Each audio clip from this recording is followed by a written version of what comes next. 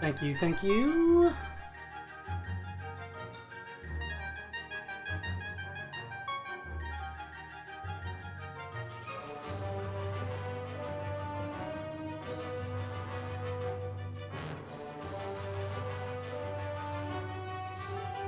Thank you, Sam.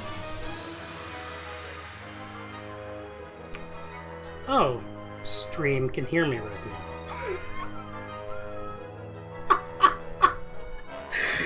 Hi, stream. Adam here. I hope you don't mind me talking over the music. But, we'll be going live soon. Okay, cool.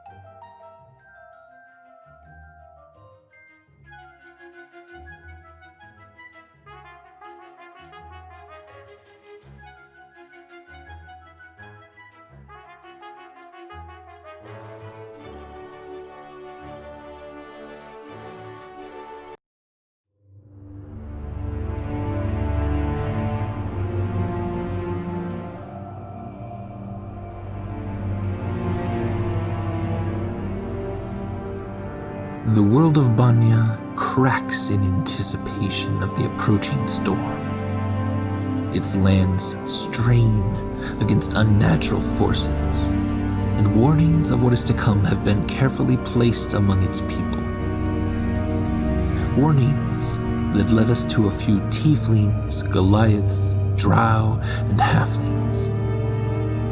But how can this unlikely family of broken people stop a force that has been generations in the making? What strength is left in the bonds of friendship?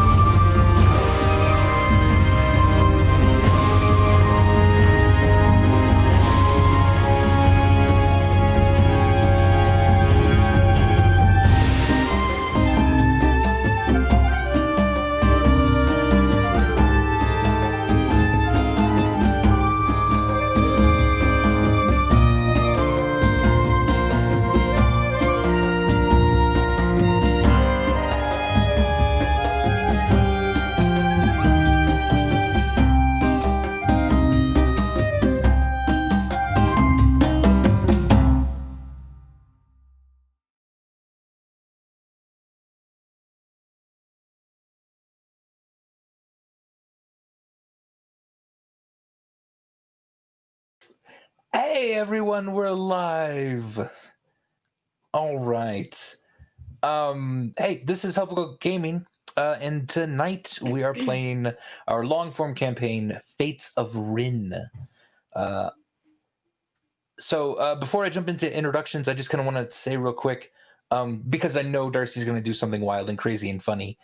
So before we actually have a ton of fun, I just want to say we know that the world kind of sucks and is on fire at the moment, as it's been for quite a while, and I know that can be exhausting and draining and really difficult. And I know that the world kind of is just kind of moving on very quickly.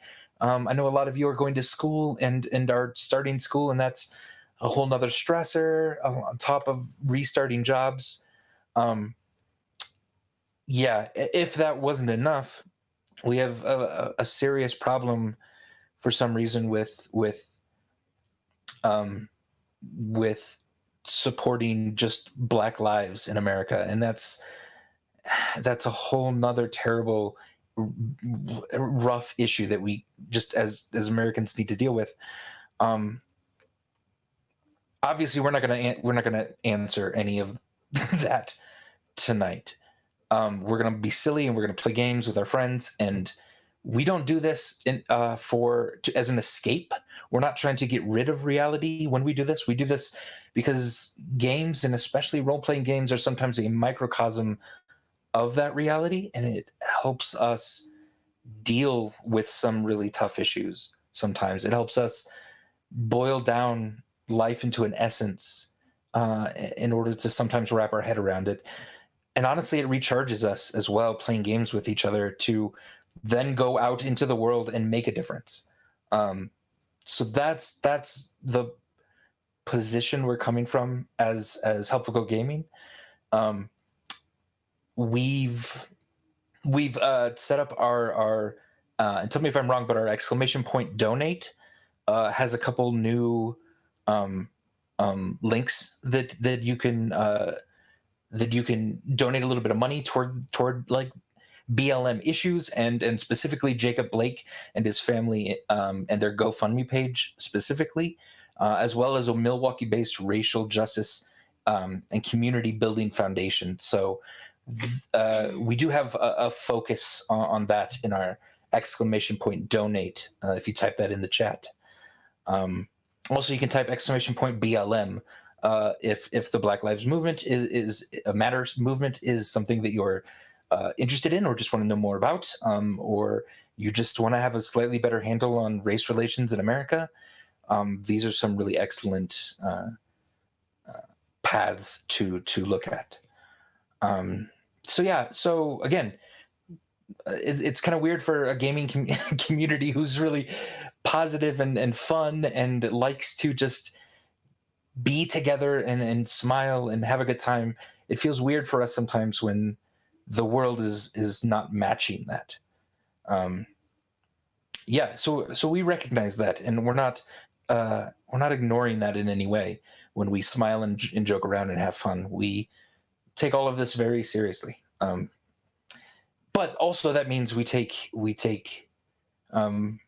being together with each other as gamers very seriously. And and for one, I'm happy to see all my friends tonight. Adam, Lena, Go Away, my spouse Darcy, you guys are all awesome, and it means a lot to me personally that we're gonna just play a game again and kind of have some fun, even though kind of stuff sucks at the same time.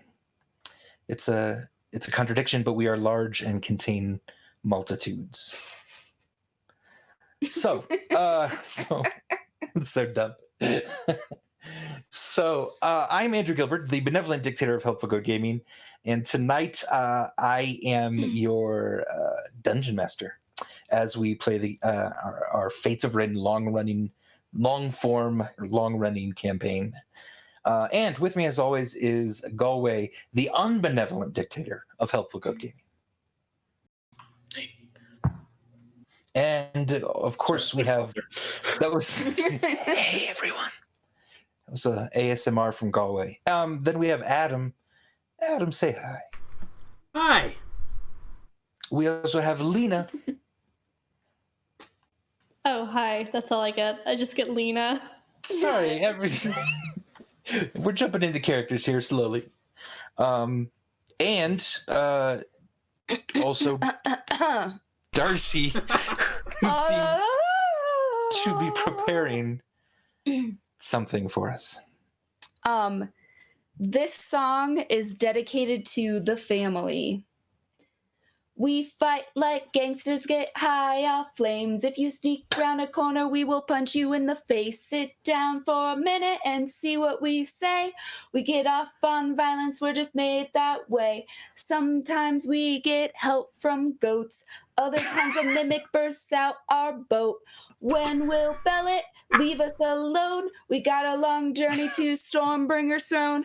All we want to do is a stab, stab, stab, and a kick punch. And take your treasure. All we want to do is a stab, stab, stab, and a kick punch. And take your treasure. Demon cat skulls and bones.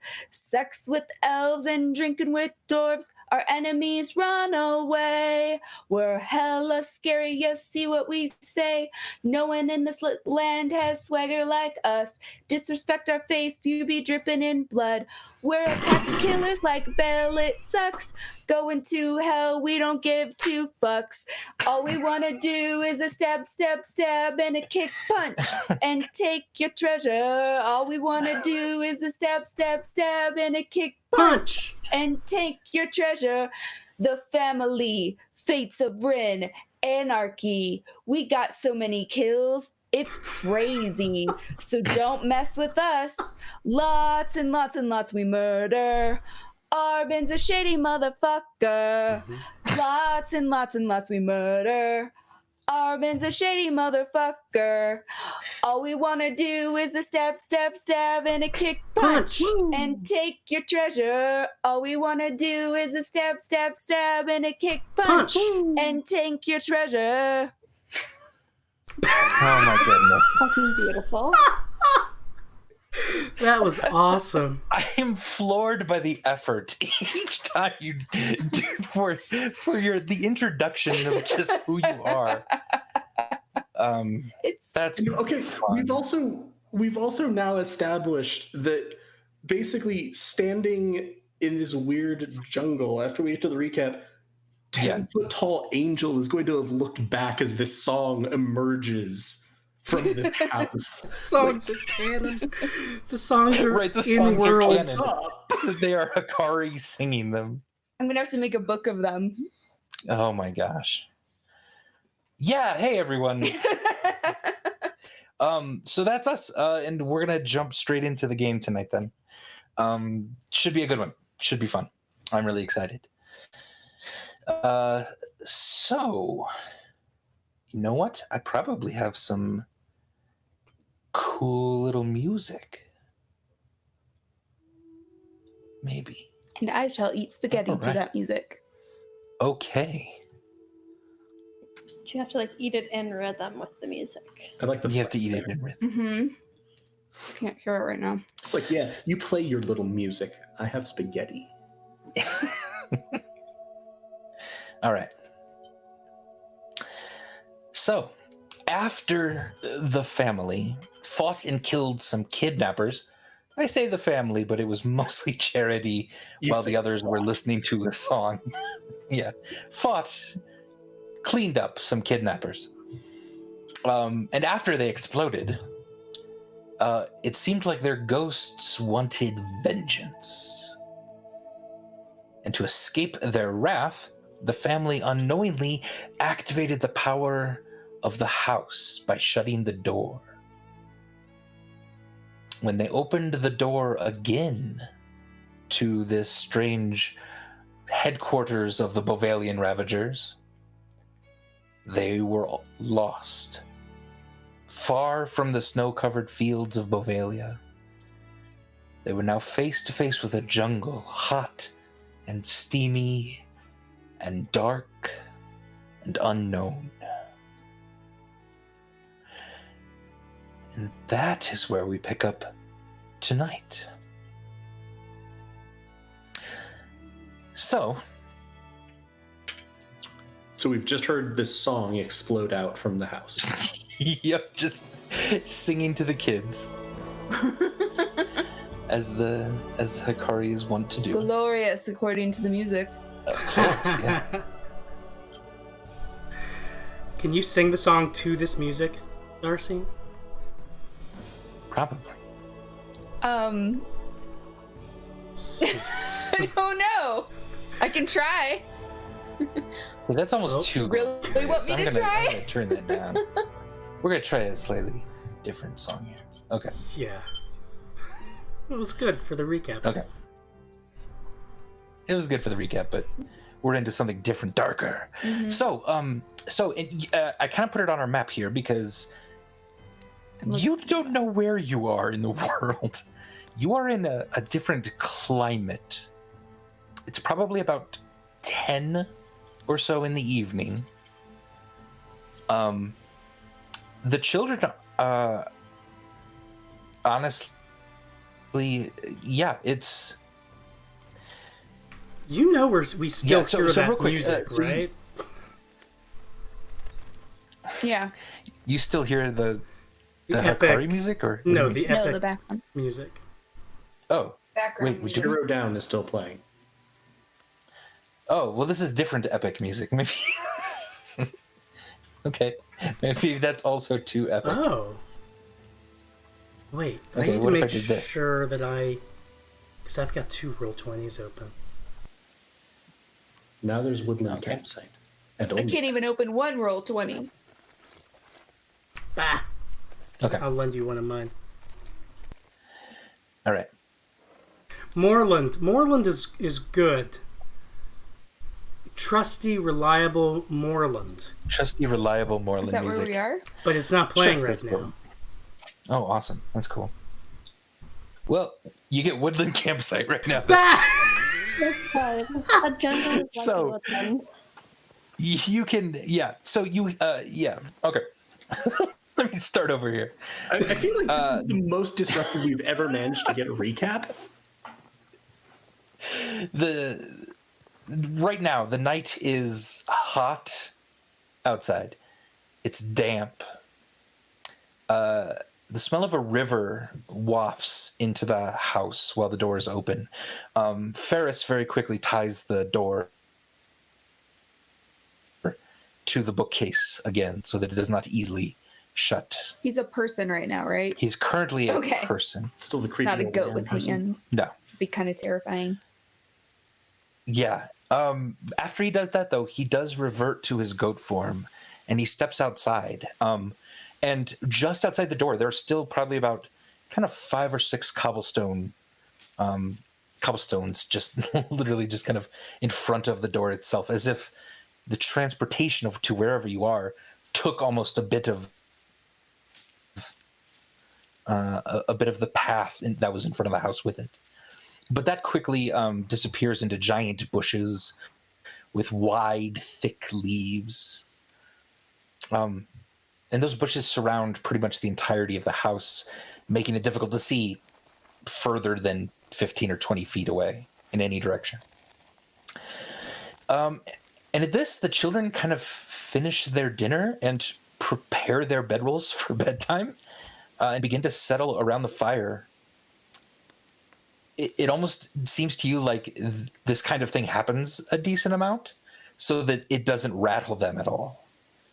And as they're sitting around the fire, actually, they're asking for several of you to regale them with stories of your adventures.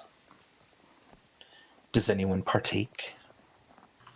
It's not a clip show, but it's been a little bit, right?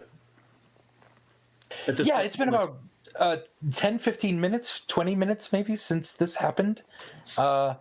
Ferris is in his goat form now, just sitting on kind of the front stoop outside.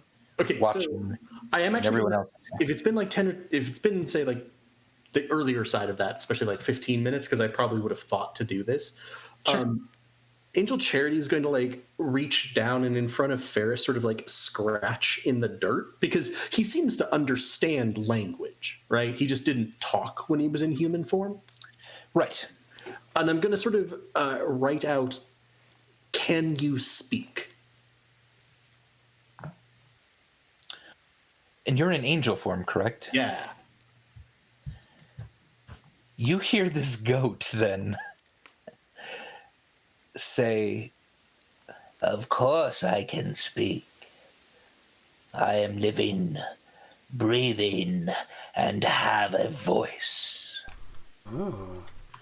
So the angel's now going to write out, "Okay, but more relevantly, I can understand you."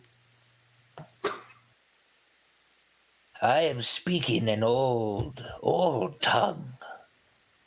Something that is not known by many living. What do the rest of us hear? Do we just hear like? You hear. No, do your goat impression. Do it. Do it. I have to push the talk. I can't do it. Okay. Yeah. Never mind, But like you the can't do goat it. sounds, basically. At the bleating at Charity. At the not many living, Charity's going to sort of in angel form go,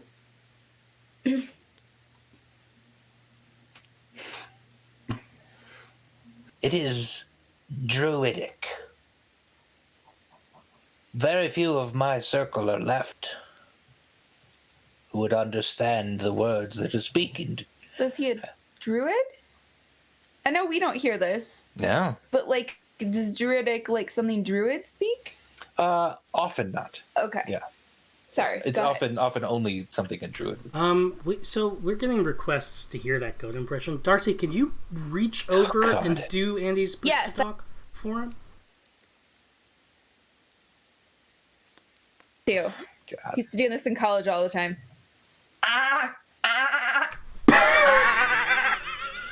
Okay, you've done it. You've done it. This is how he Stop. impressed me into marrying him. Do you need to Very impressive. do that with your hands to make the noise, or is the hands just extra? No, it's just the extra thing you Extra, do. but I can't. You know me. I can't Yeah. do it without being a little extra. So I'd like to point out, and I need a clip of this from the Twitch. The first, like, second of Adam's facial reaction that was just so Funny. Jesus. I don't. Oh, is that what it was? There was this this is hilarious. Yeah. But, Awesome. Dance, monkey. Right. Yes. So you're still speaking with Ferris here. Gonna quickly wrap. Where are we? And at this, he'll sort of raise his snout to the air and kind of We are one of 3 places. But I would say in a jungle. Really narrows it down. So, pulling back from having written in the dirt, the angel's going to sort of wipe its hand on its like tabard and cloak, and then very carefully pinch its brow.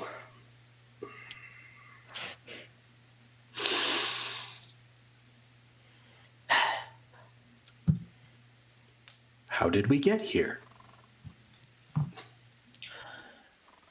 Well, the house, my home of many, many doors, opens up to many different places.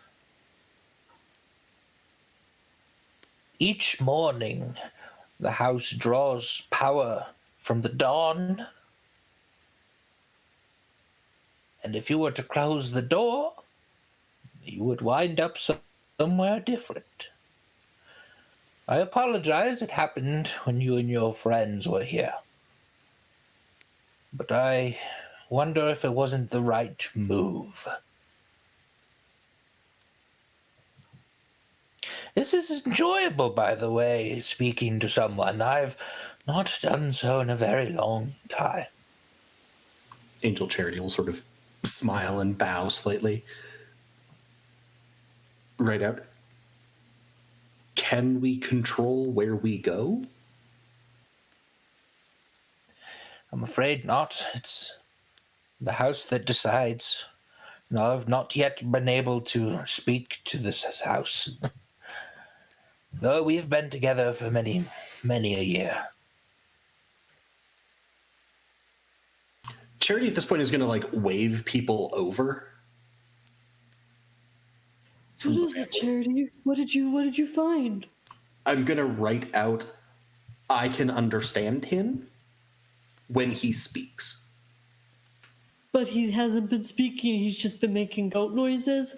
Just going, "Rah, rah." Yeah, like that. That's much better. I'm not a good goat. He's a good goat. 2. Was the goat just saying ba that time? He literally was, yeah. There was no language there. He was just mimicking a goat sound, which is a weird thing to wrap your head around. He can also understand you, so feel free to ask him questions.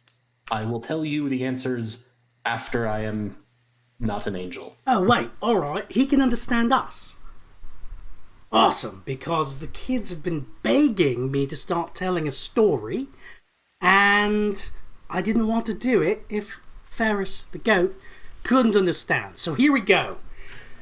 At this time, angelic hand is going to wrap around Burbage's, like not even around Burbage, but just gently on Burbage's shoulder, and write out, there's kind of a time limit on the angel thing. Oh, alright, so let's do that. And then, but he'll be able to understand my story if I tell it later. Charity is now going to write out, yes, lore, arrow, fun, / trauma, later. Right, yeah, the order of things, yeah. Law, fun, and then trauma, and then, you know, figure out a way to sort of maybe mitigate the trauma after that. Alright, so... Angel sadly shake its head. Alright, so any questions? Any questions for Ferris the Goat, everybody? MC Burbage. Questions? Yeah, Stormbringer. Yeah. What were those things that kind of seemed like ghosts, maybe? And like, where did they come from? And why was there a crack in the ground? And what was the little bug creature kind of by the crack? And why didn't they want to go in the crack? I thought they wanted to go in the crack, but I guess they didn't. And All right, I think that's enough questions for Ferris. We really should be limiting this to just one question per audience member. We're all just going forward. Ferris, I'll hand it to you. Did you catch all those? Right? I caught many of those, yes. Well, he's bleating again. How about this? Perhaps you felt it too, but the world feels old.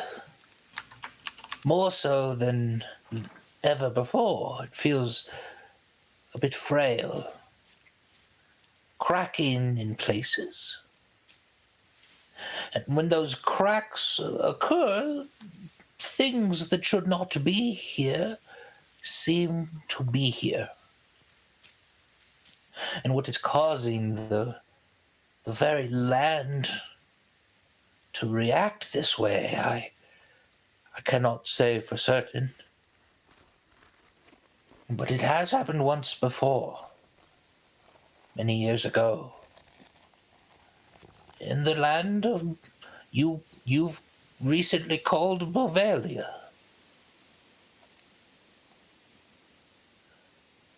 I do not know exactly what everything there was, and that is a delightful mystery. But I can say for certain that those were things that did not belong here. Would I know anything about that? Like something from years ago that happened in Bovalia?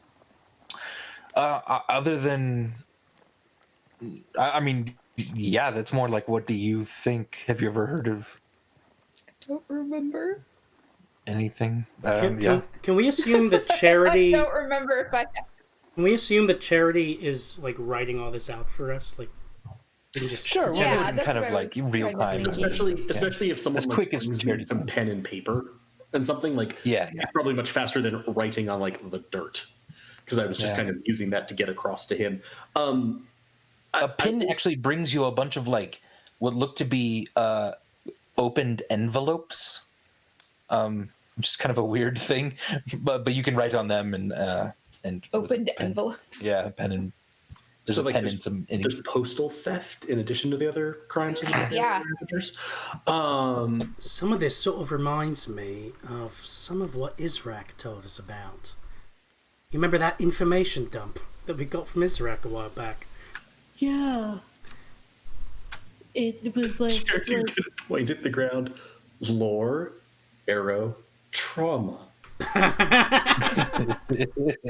Right. They're so mixed up these days, the lore and the trauma. It's a bit hard to pass out. but like, what was that info dump? Let's summarize it for those of us who maybe don't remember so well, because maybe that was like 4 months ago or something. That'd be a good idea. Yeah, no, I think it had to do with the last time a god tried to break into this world. Remember how, oh no. Yeah. Could somebody recap this? Okay, so you're gonna. Yeah, I could very quickly, I guess, but yeah. Yeah, Andy, just go ahead and yeah. Yeah.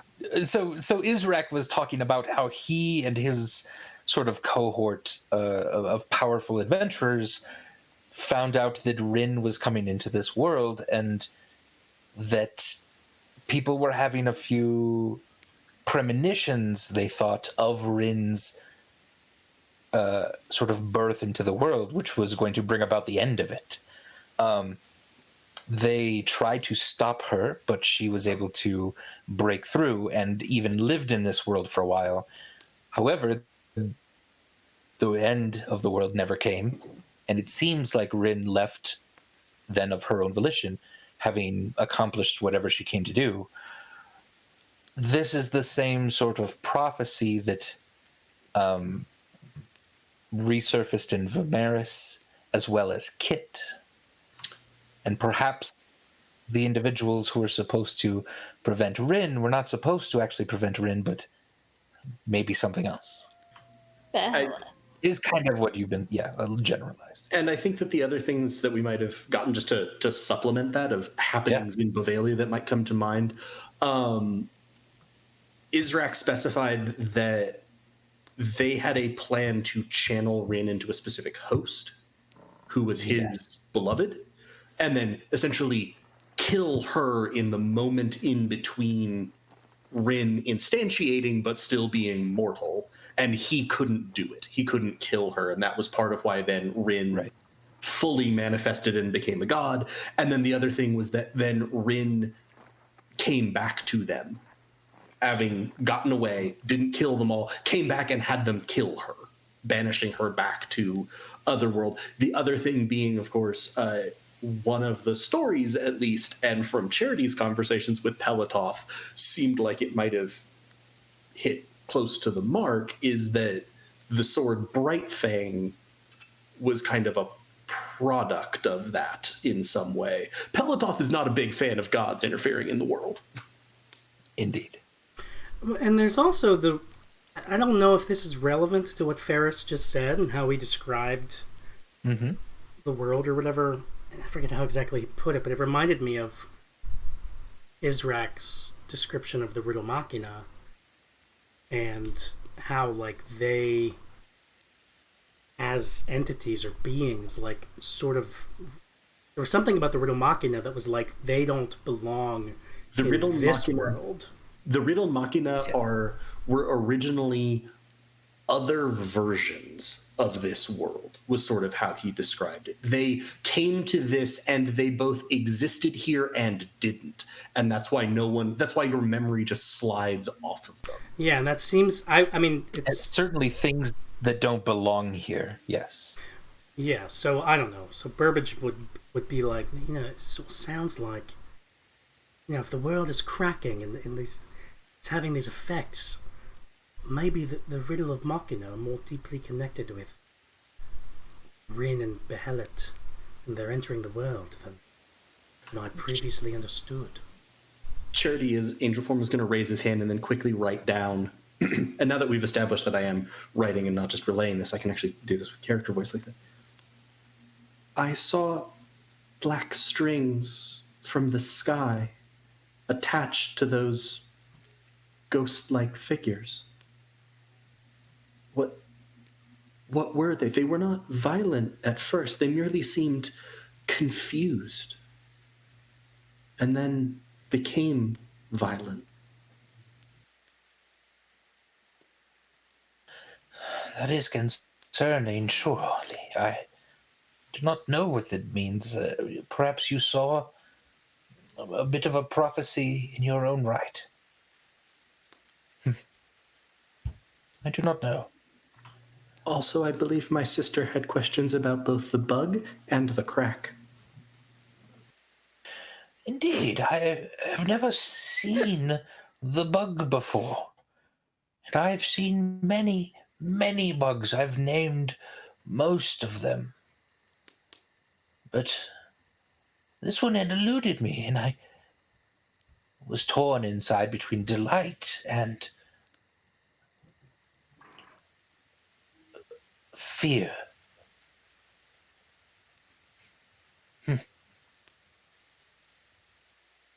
The crack, the earth seems to tremble more these days. Things that should remain like mountains suddenly get up and walk away. Large fissures appear as cracks in an egg, as if something were about to be birthed. Something is happening, for certain. Charity is going to write down, the one known as Behelit is attempting to break into this world. Is this one of your gods? One of those beings from other places? I do not keep up on religions. They come and go so quickly. Yes, and my former employer. Sounds awkward to me.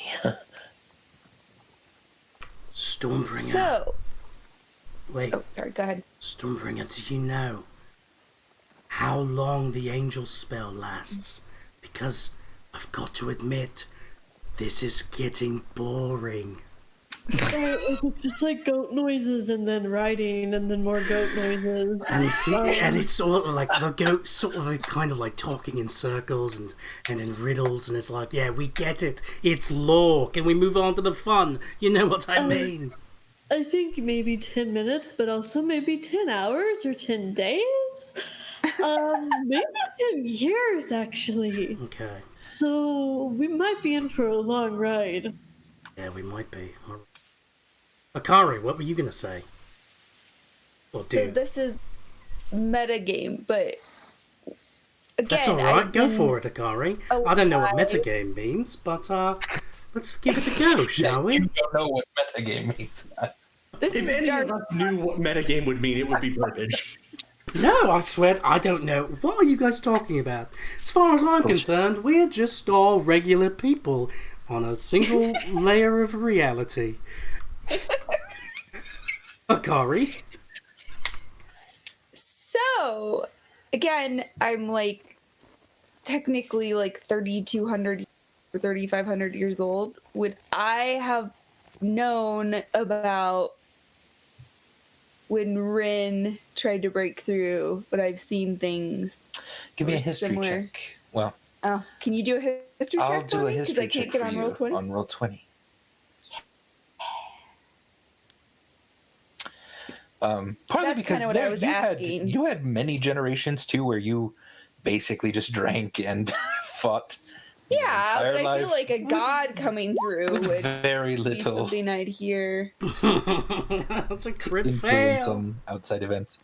Yup. Okay, that's a crit fail that you got, Akari, not me. You. I have been drinking quite a bit, as usual. So yes, you did think you heard about something like this. Okay. Yeah, Ryn was like a big spider or something. It's weird. Anyway, Guys! I'm pretty sure I heard about this before, and there was this big spider god, I guess, and their name was Ryn, and like the bug, they came through the crack, and they didn't like the crack, so they didn't go in the crack. Are you Yeah. sure that was Do you get what I'm saying, Stormbringer? Lolth or whatever her name is, the drow goddess? Sure. All right, but She tried to come Spider into the god. world? That's scary. That would have been bad. is Lena What if she's actually the one trying to come into the world now? is Lena frozen for you guys on Discord? Nope. No. Wait. She's not frozen for you, Darcy, No. but she is frozen for you, Galway. Yep. I think she is frozen. Well, now I see Oh, her no. talking, but I don't hear her talking. Oh, that's weird. Okay. Oh, weird Oh, network great. stuff. So it's just Yay! like, Oh, no, that's me at now you're all. moving again. Now I see you. Yeah, okay. Akari, that's very interesting, but what I'd like to draw attention to is that for 3 minutes before you started talking to us, you just sort of had a blank look on your face. You were looking off into the middle distance. What's that about? Sort of reminded me of my friend Fleabag. She would do that all the time. I'm gonna start doing that now. Just That's what happens. Jeez. That's canon. Whenever any of us are talking, Okay. like right Yeah. now, as I talk, Burbage is just looking off into the Looking off at middle the distance, looking to the camera. Okay. Gotcha. Actually, about this moment, you hear from somewhere deep in the jungle kind of a. Is it dinosaurs? Is it Yeah. language? Kind of a long note. As if there was a song someone was singing. Did it You sound? guys, dinosaurs live in jungles, and I've never been to a jungle because I'm from the mountains, and we don't have jungles on our continent, and I don't know how we got here, but it would be really cool to see dinosaurs. Freres turns to you, Charity, and says, "Friends, if you wouldn't mind watching the children. I am not exactly sure which place we are in, but one of them I have friends, and in one of them I have enemies." are those like land whales or something? Because it sounds like whales singing. Are Charity your is friends going- land whales? Charity is going to write down in the book, "will do," but just as a note, I'm pretty sure I know which one it is. Does that sound? We all hear the sound, right, Andy? Yes, all of you hear this sort of long, low note. Does And it? it's basically just And will. musical. It's not language. It does. It almost feels musical more, and you don't understand it as a language. It doesn't sound like the Dragon Turtles, does it? No, nothing like that. Nothing like a roar, a deep low roar. It's much more It sounds like whales singing to each Yeah. other, right? Yes. Okay, and they're then- land whales, and I'm going to obviously. write down. Ferris is going to go see what that was. Asked us to take care of children. Incidentally, he said that we could be a place where he has friends or he has enemies. So I think we all know which one we're in. Friends? Yeah, friends. Is it friends? And at this, Ferris stands up and bounds off into the brush. Okay, Lena, you are frozen for me, like putting your hand on your head. You are in a very good charity pose at the moment. And actually, at this, I would say, with the amount of time, probably Charity will pop back into Charity form and look at him. Really? Based on the experiences that we have, you think we're at the one where he has friends? Like, Charity, I'm trying to be optimistic because when I'm not optimistic, then I get all like yandere and stare at you guys while you're asleep, and we just don't want that. So, which Stormbringer do you want today? Do you want optimistic Stormbringer, or do you want watching you sleep Stormbringer? Whichever Stormbringer wants to be. Let's have optimistic Stormbringer. Yeah, optimistic Okay. Stormbringer. All right. Well, I wanted Ferris to hear this story, but he's got some other business to attend to. All right. We're in a jungle, right? That reminds me of one of my favorite tales, children. It's called Jungle to Jungle. Yeah. There once was a man named Tima Len, and he was a high-powered shopkeeper Okay. in the great city of Federo. And he found out one day that his ex-wife Yes. had a child of his and didn't tell him. And it just so happens that this ex-wife of his lived in a jungle. That's unbelievable. Yeah, it's unbelievable. And we'll just, I don't have to go through all of it, but Burbage does tell the entire story of the hit Jungle to jungle. 1997 Tim Allen's film, I Jungle remember to Jungle. seeing it once. Charity, after the story's going to go, okay, children, who here needs a palate cleanser and wants to learn how to make healing poultices? Oh my god, I was right. It is 1997. I will say Give me a Mimi. performance check too, by the Okay, way. I will. Mimi Siku, played by is it Sam Worthington? Sam Huntington. He was Really? like one of my earliest. Oh my gosh. He was on. he was one of my earliest crushes as a kid. That character. Anyway. I was like, oh my god, he's What a gorgeous. great werewolf too. Anyway. Yeah. Okay, so a performance roll. Yes, please. Why don't I? I'm in the wrong window here. Bum, bum, bum.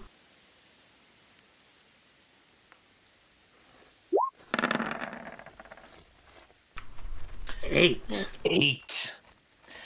It's okay. They start to kind of almost nod off while you're telling the story. A few of them, and one of them says that would be better if it was about a guy going to live on a farm where they don't have technology, and And they they're build a not giant. used to not having it's a- technology, and so it's funny. And anyway, and they get stung by bees Yeah, and attacked by squirrels. Is this all kinds for of things. richer or poorer? It's either that or witness. No, it's Right, funny. yeah, It's could be. Funny Farm, wasn't it? Funny. Was it Funny Farm? anyway. Well, let's be honest. An 8 is pretty much what Jungle to Jungle deserves. Okay, yeah, So, sounds good. Sam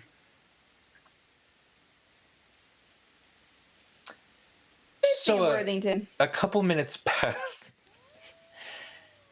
And Charity, you believe you almost hear a drum beat as well. somewhere deep in the woods. But it too fades into the sound of birds and insects of the night.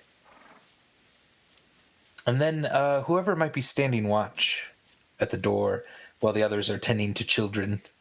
I'll stand watch. Okay. I don't intend to So Hikari, yeah, you all of a sudden hear movement in the bushes. Okay. It's subtle, but certainly hear it. present. And as you sort of straighten and stiffen up and even maybe loose your sword a little bit, immediately the children recognize you doing this and immediately go to the window and plaster their faces and are looking out onto the dark Well, I guess bushes they're going to up see ahead. some non-appropriate, age-appropriate things probably then. And then, Hikari, you see a small figure, bipedal, Bipedal? waddling out into the path just before the house. And it's not walking like Ferris would either way, right? Okay. And then another. And another. And it's hard to see, even with your dark vision. But they have stout, kind of wide heads. No real neck to speak of. They have very large eyes, and they have very thin but wide mouths. I don't like that. They're only wearing what look to be necklaces, and that's it. Are they tall? Like, They're very short. they're very short. Are they big? Like, They're wide? thick, but Or are they like... right. Are they- They would be a small creature. They're about Are the they size pudwudgies? They're almost the size of Burbage, but just kind of a thicker head Okay. neck. Okay. And you're just kind of watching them, I assume? Yeah. Okay. I'm gonna just kind of like loom behind Hikari so that I'm ready for if she gets attacked. One of them opens its mouth, and you hear kind of a Baroom. Like what we heard before? Haroom. But obviously it's this creature right in front of you. Found the land. And then they I turn around, I'm like, does anyone they almost land whale language? seem to kind of bow toward you. Okay. And then they sweep their arms as if they're almost trying to beckon you toward them. Nope. And you hear them begin to slowly sort of chant. And as they chant, Oh no. bioluminescent streaks in their body light up in waves. Dude, did you guys just come from a rave? And there's chanting, Guru Guru, Goru Igu, Guru Guru, Goru Igu, You sound like someone drunk trying to say my name. Garuway. And at this, when you hear that sort of chant, all of the children behind you brighten up. And they begin to kind of try to push past you through the door in the front. Nope. I don't think Stormbringer's movie at all, so I don't think they can get past Hikari and me. Yeah. They're like, no, it's fine. We know them. Nope. No, it's cool. Nope. No, I don't know. if it's Ferris cool. isn't here, and we're in charge, Yeah. and we say no. Yeah, listen to Hikari. She's like 3,000 years old and definitely knows about things. Well, I want to talk about that later, but they're friendly. And What at this, are they? Ferris, Who are Ferris they? then emerges from the brush Okay. next to a particularly fat one of these. And now that your eyes have kind of adjusted to them and the bioluminescences lit them up a little bit, they're grung. They're frog people. Oh. What color are they? Green? Blue, green, red, and the one that emerged with Ferris, kind of a bright yellow. Okay. So Ferris is just standing there. He smiles Okay. at the rest of you, and the larger grung holds up a spear kind of at his side and Ferris then grows to his full human height. Okay. He smiles then at the rest of you and comes inside the house a little bit if you make room for him. And he'll bend down to the children, and he's making motions to them, almost like you're trying to explain to a child, don't touch a hot stove. Yeah, but then he's motioning to like his skin, and then pointing to the grung. Don't touch them because they're poisonous, maybe? And the children seem to all get exactly what he's saying. That's what I would assume, if they're like different kind of colors. Like that maybe... Yeah.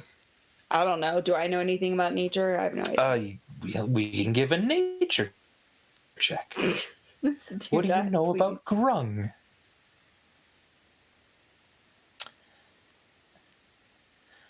A 13. Not a ton. Yeah, not a 1. Frog people is about as good as you got right now. Yeah. Okay. Lena, do your best frog impression. I want to make sure you're not frozen. Oh, okay. What, me? Yeah. I don't have a frog impression. She's blinking and shaking her head on my screen. Okay. Yeah, I'm moving. Yeah. Okay. Good enough. Ferris then sort of, if you'll let him, he'll kind of move you aside, Akari, just a little bit and start to lead the children out of the house. Okay, I mean, he's fine with it. I'm fine with it. I want to see if I think that Ferris is under like the influence of like a spell or a... Yeah. Oh, yeah, I didn't really check that out, did I? Yeah, no, you're good. I mean, Arcana check, yeah. Charity. Just a second. It's important that we do this. Semi-weekly plug for guidance. It's a cantrip that makes you or your friends better at things by 1d4. Use it early. Use it often. Arcana, you said? Yes, please.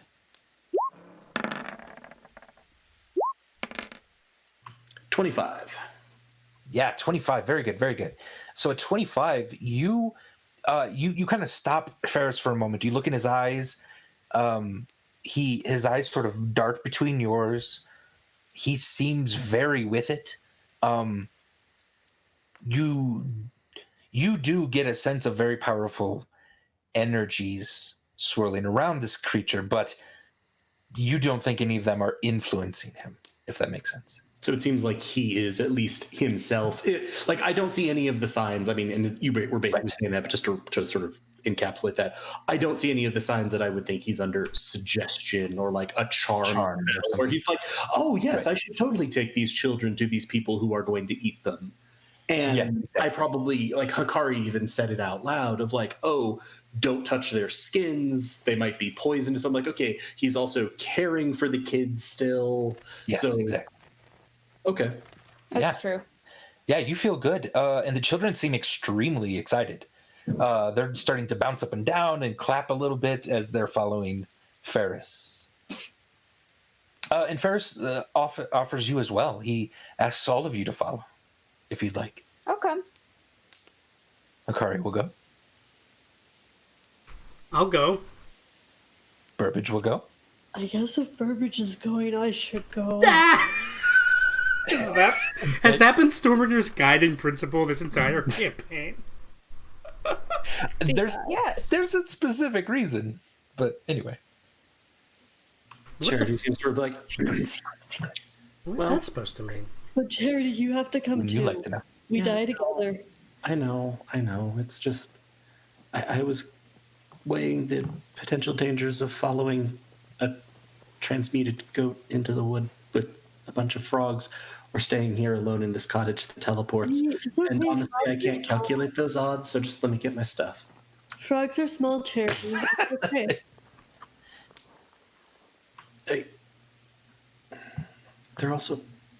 They're poisonous. Okay, but they're small. And I'm big. So it's okay. Charity's just slinging the pack over her shoulder. Yep. Hey, Stormbringer, do you remember those black oozing mushrooms that we saw Charity vomit up early in this campaign. Yeah, that was pretty fucked up. Yeah, those were small, too. Yeah, and it was okay. Charity's alive. So, Is Charity gonna try and eat the grung? I mean, I don't know. I'm confused. Who do you ask that of? I just asked I that. didn't try to eat the mushrooms. Oh, Kit will say, but yeah, you shouldn't eat these guys. They're you don't touch them either. They'll make you really sick if you do. So Oh, okay. yeah. So, if you all follow them, there's a fairly long line then of frog people, of kind of a dancing old man with a white beard, and and the four of you. So, so you're going through the woods. It is pitch black. Burbage, I think, is the only one without dark vision, or yeah. I don't. So you're having to like really hold on to someone, Burbage. well, Stormbringer's presumably carrying me. Am I right, everybody? Literally the blind leading the blind. Well, at least that's just... Wait, Stormbringer doesn't have it either. Oh, that's right. So maybe one of us in the back and one of us in the front. So like I'm carrying So you- Burbage, and I then my can be in hand the is back. on whoever's in the front also. That Okay. can be Charity. Okay, and And then I'll Hikari be is in the back. leading in the back. All right.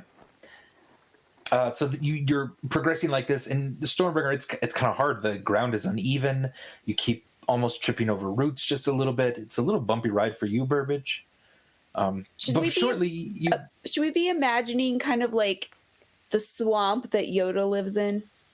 almost, yeah. It's a Okay. little more tropical Okay. than swampy at this point. I was yeah. kind of thinking like the maybe it's also because Lena kept talking about dinosaurs, but like Jurassic Park. Like Jurassic Park, yeah, would be pretty good. off Yeah, road. yeah.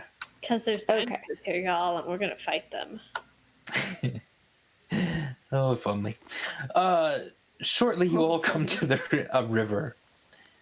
And it's the river that you heard in the distance and could kind of smell. There's the kind of smell of sort of rotting fish a little bit, but also kind of powerful moss and fungus. It's again quite dark. And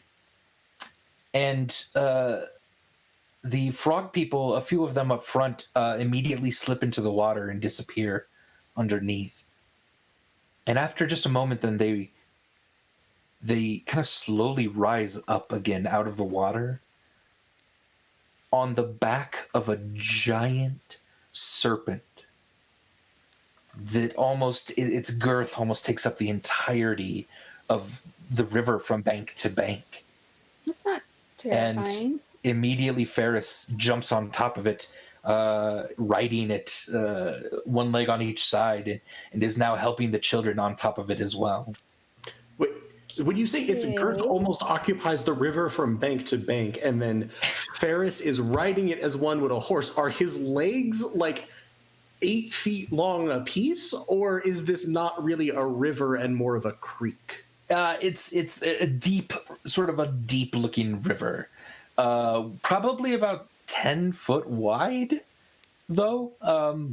And okay. the top of the serpent is sort of tapered just a little bit, so you can kind of straddle it as best you can. Okay, because I'm like, I didn't realize that when you were describing human Ferris, you meant Slender Man.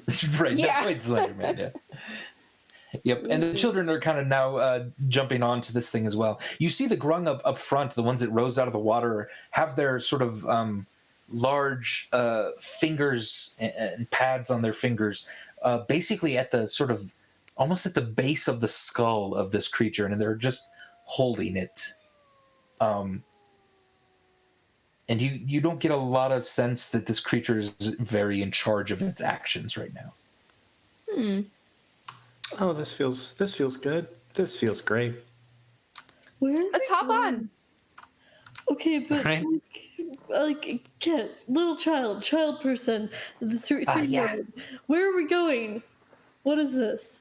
Oh, we're gonna go probably have some food with the frog people. Okay, I mean, There's I like always food. dancing and there's always like music. It's really fun. Okay, that sounds cool. Yeah. That's good. We're gonna be optimistic. I mean, that sounds like a good time. And didn't we learn from Ferris that the house's teleportative power only refreshes like once every 24 hours or something? Right, Charity would have told you it was at dawn, probably. So, until then, we've got no way to get back to Bavaria anyway. So we might as well see what kind of fun shit we can get up to while we're here. What do we think about that? Charity's gonna put his hand on your shoulder again, Burbage. Go. Ah! No, Charity, I forgot you were here. It's so dark. Yeah. That's fine, Burbage, but just again, gentle reminder, their skin is poisonous, so dancing, singing, drinking, fine. Orgy, maybe not. Listen, Shit. there are ways to mitigate the risk of transferring skin. Burbage. I'm just Okay, saying. promise me if you try to have sex with the frog people, you'll wear your sweater, okay? Or also maybe don't arm wrestle them. No, I can't commit to that. I can't commit to that. Oh, man. Who gets on the serpent? Charity's gonna look at the snake. Me. Hikari. Why is it I feel safer with that than I do with my family sometimes? Here we go. Yeah, I guess I'll climb on the serpent. All right. Hey, Hikari. Hey, Hikari, as we're getting on. Yeah. Hey, I've heard of straddling a giant, girthy serpent, but this is ridiculous. Huh? Jesus fucking Christ. I get some alcohol and sip it and hand it to you, Burbage. Right. You're gonna hear Charity. It's not even a double entendre. Wait, do I still drink? What's my relationship with drinking these days? You haven't had a drink probably for a while. Much less, I think, was the thing. Like, after you sort of dealt with some of the Eldon stuff, you no longer felt compelled to, so now you sort of... Weirdly, your drinking and Charity's drinking have gotten, I think, much more in line. Of like, oh, a social event, drink.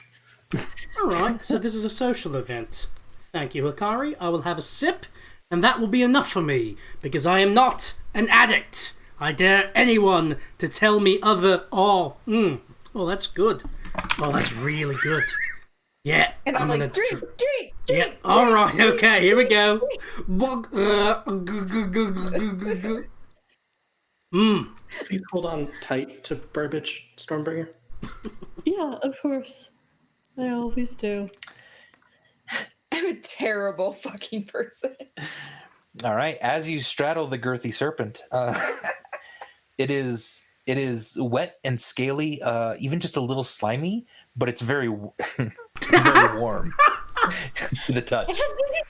I'm sorry, it's in my notes. You know that snakes are not like slimy, right? No, I know. This okay. would happen.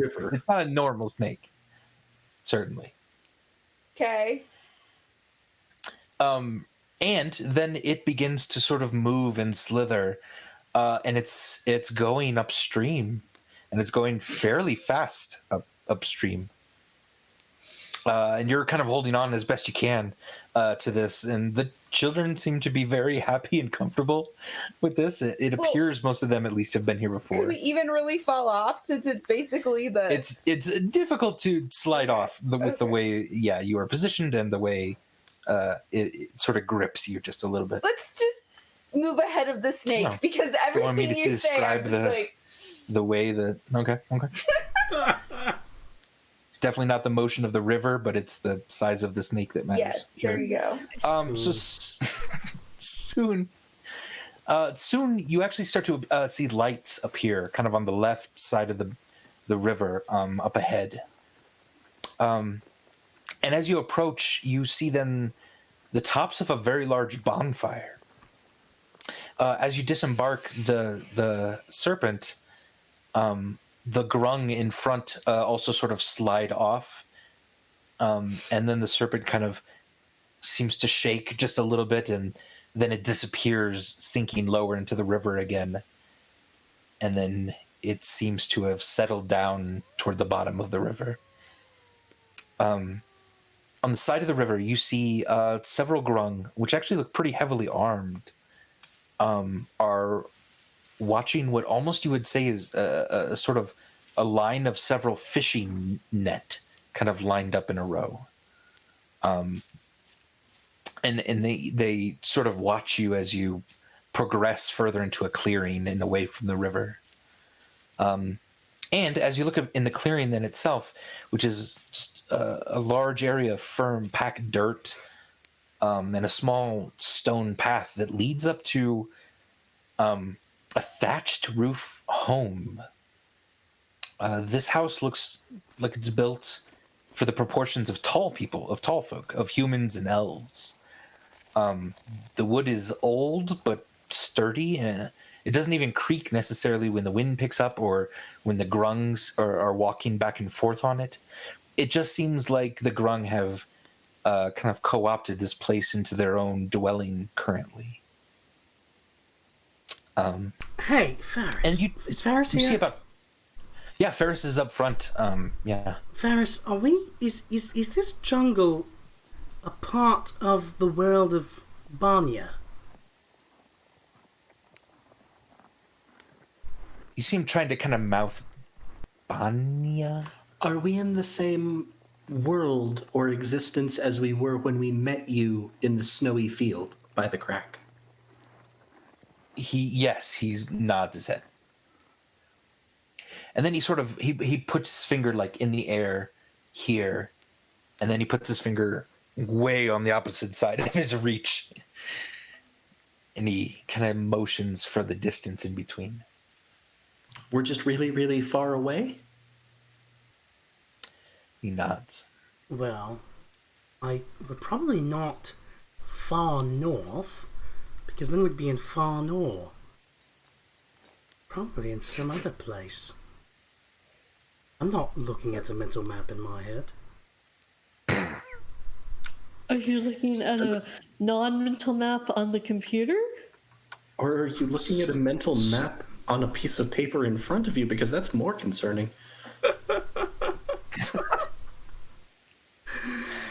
So you see about 20 grung or so, reds and blues and yellows, very extremely vibrant colors. What? In grung culture? In grung culture. It'd just be like reds and blues and yellows. Well, there's also some greens. Okay, I'm just asking. It sounds kind of racist. But they're extremely vibrant colors. And they're all looks like they're all kind of beginning to set up tables already for food and drink. You hear immediately a bit of drums on the other side of the clearing, and a few stringed instruments that have very sort of low barong, rong, rong, rong sound to it. And at this, there's a little bit of rhythm that picks up.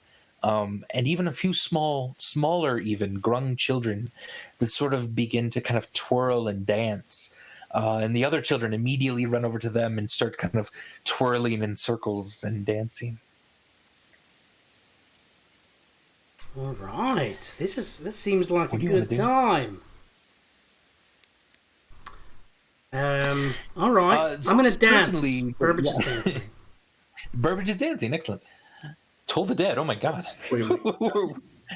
Sorry, that was me. That was my mistake. All good? I was trying to click. Like, who are we killing? No, I was trying to click back to a window and I clicked on a spell. Yeah, so Burbage, you start dancing. And Takara, you're kind of looking around. You do see they're also very quickly setting up a lot of large kind of jugs, and they seem to be having little labels on the jugs. And they're kind of like motioning like toward these large jugs kind of I go over and I point at myself and then point at the jug and then make a drinking motion. Oh, okay. They look horrified that you did that. I point at myself, do a drinking motion and go, where? Like that. They motion you sort of. They're trying to shoo you away from these pots, at least. But where all the tables are now kind of being set up very quickly, and you see lots of different kinds of mushroom and very large grub. Not like the kind of metaphor for food, but quite literally large grubs. And also, there seems to be a few barrels of things that ladles are being dipped into and then poured into cups. I go over there. Okay. Can I check out these large... Were they motioning for all of us to look at the... Sure. Yeah, absolutely. There. So I'd go over to that. While Hikari's... Cool. I go over there and I point at the kegs or whatever, and I go, ah! Okay. And they start pouring. Yeah, they start pouring their largest cup for you, which is a normal sized cup for you. Okay. Charity's kind of scratching his chin and being like, "Yeah, I wonder what creatures whose skin is poisonous to us to touch would drink as an intoxicant." Huh. And they hand it to you. I pull a bigger mug out of my bag. Okay. Like a really big one. Yeah. And put it under the thing. Hand it to him. All right. Yeah. He hands it to him. He grabs it with both arms as the other one starts scooping and ladling, and it's taking a very long time to fill it up with their small ladle, and eventually they kind of scoot it back over to you. I tip my fake hat. Okay. Because I'm not wearing a hat. They don't seem to get that gesture. I'm just picturing Hikari is like carrying around a travel mug the size of like a mega gulp from like it's like it's a big gulp. Have you guys seen? If you've seen Cabin in the Woods, the huge bong that the guy is riding around that goes down in the coffee cup. It's like that. It's like that. It's just Gotcha. It's a foldable mug. A foldable mug. Yeah, that's 10 feet tall. Okay, you've described something that's going to cost you money. That you have bought now. No, I'm kidding. You've already done it. You've bought it. That's all right. You have a bunch of money. I do. Yeah, I'm just going to take a little bit away. Holy crap! Yeah. All right. Okay. This is why I should be able to get onto Roll20. I guess you could still do that anyway. You're good. All right. Fine. So you hear kind of some music starting up. You hear children kind of giggling and dancing. You even see Ferris now joining in the dance, and this old man swinging his beard around and around. Every once in a while, jumping over to the tables with food, taking a rather large, juicy-looking grub and popping it in his mouth. I'll be checking out these urns that you were saying they were gesturing to. Yeah. They're probably like they're dead, like king and queen, and I was gonna drink them. Anyway, so I'm gonna sort of bow respectfully because they seemed very upset at the notion of drinking this, right? Yes. So I'll just sort of bow to the attendants of it, and can I figure out what these are? Yeah, if you're sort of looking at them curiously, they start to kind of mime like a bow and arrow, and then they mime dipping the arrow into one of these pots and then shooting it at the other one, and the other one goes like it shot it, and then all of a sudden it goes and then falls over dead. Charity's gonna is what it mimed. Charity's gonna be like, I understand. Different types? They nod. And now they kind of make a little bit of a coin gesture toward you.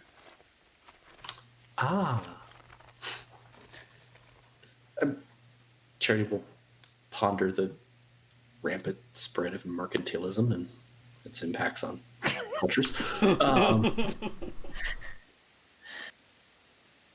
But there seem to be different sort of pots of it. Right, yes. And if you look inside, you can see different colors sort of swirling around. Some are blue, some are a darker black, some are red with a hint of orange that almost glows. And so I'm going to sort of point at them and like point at one and do like a hand gesture, like versus another one just sort of fall over or can't move, and like trying to get them to like I'm trying to mime to them, what do each of these do? Sure. Yeah, give me a performance check for that miming.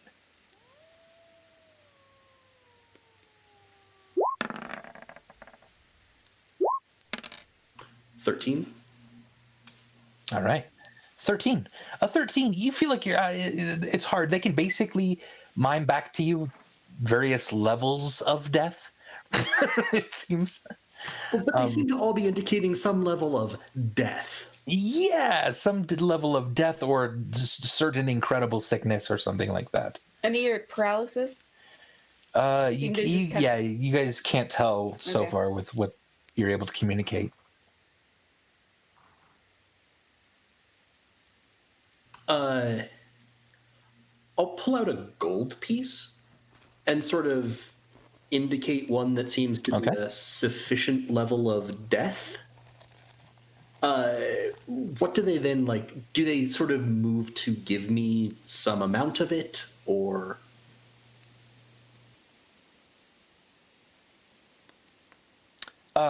So with a gold piece, they handed and they put it in their pouch, and then they dip a vial into the liquid and stopper it, and then go ahead and hand that to you. And it's a vial that you might be able to put on a single weapon. So it's like a charge of like one arrow? Yeah, it's about an ounce or two maybe of liquid. I'm going to try to miming to them again and sort of indicate but much as they did, like point at the thing, then mime stabbing, and then but then I'm going to sort of point to it, and then, like mime drinking, like be like, huh? Yeah, they look horrified that you might drink some of this. And then I'm going to point to me, not me, someone else. Drink. Bleh. They start to kind of like laugh and giggle a little bit, and then one of them pulls out a pot from behind some of these larger ones, and sort of gingerly removes kind of the clay top to it, and even puts it back himself. Kind of leans backward and then motions that this would be what you want. Okay.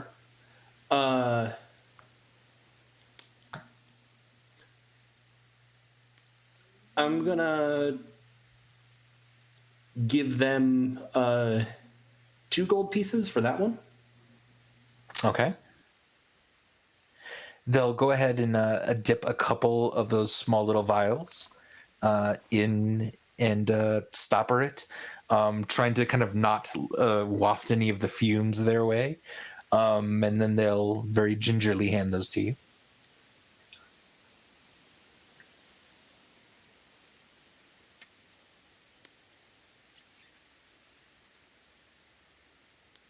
So I have those listed as 1 small stabbing grung poison and 2 small drinking grung poison. So go ahead and it's 1 red and 2 greenish yellow poisons. Grung poisons, yeah. And I'll know what that means. And then you said there was one last one that was like almost glowing? A little bit, yeah, kind of a orangish glow to it. And I'll indicate that one and sort of look inquisitive to see if I can get them to pantomime it to me. Yeah, they shoot another arrow and someone dies, and you think that's kind of the end of it. And then he like starts to kind of get up again, and he puts his arms out in front of him, and he starts to walk and hobble a little bit. And that's creepy. I like it. I like the cut of your little amphibious jibs. I'm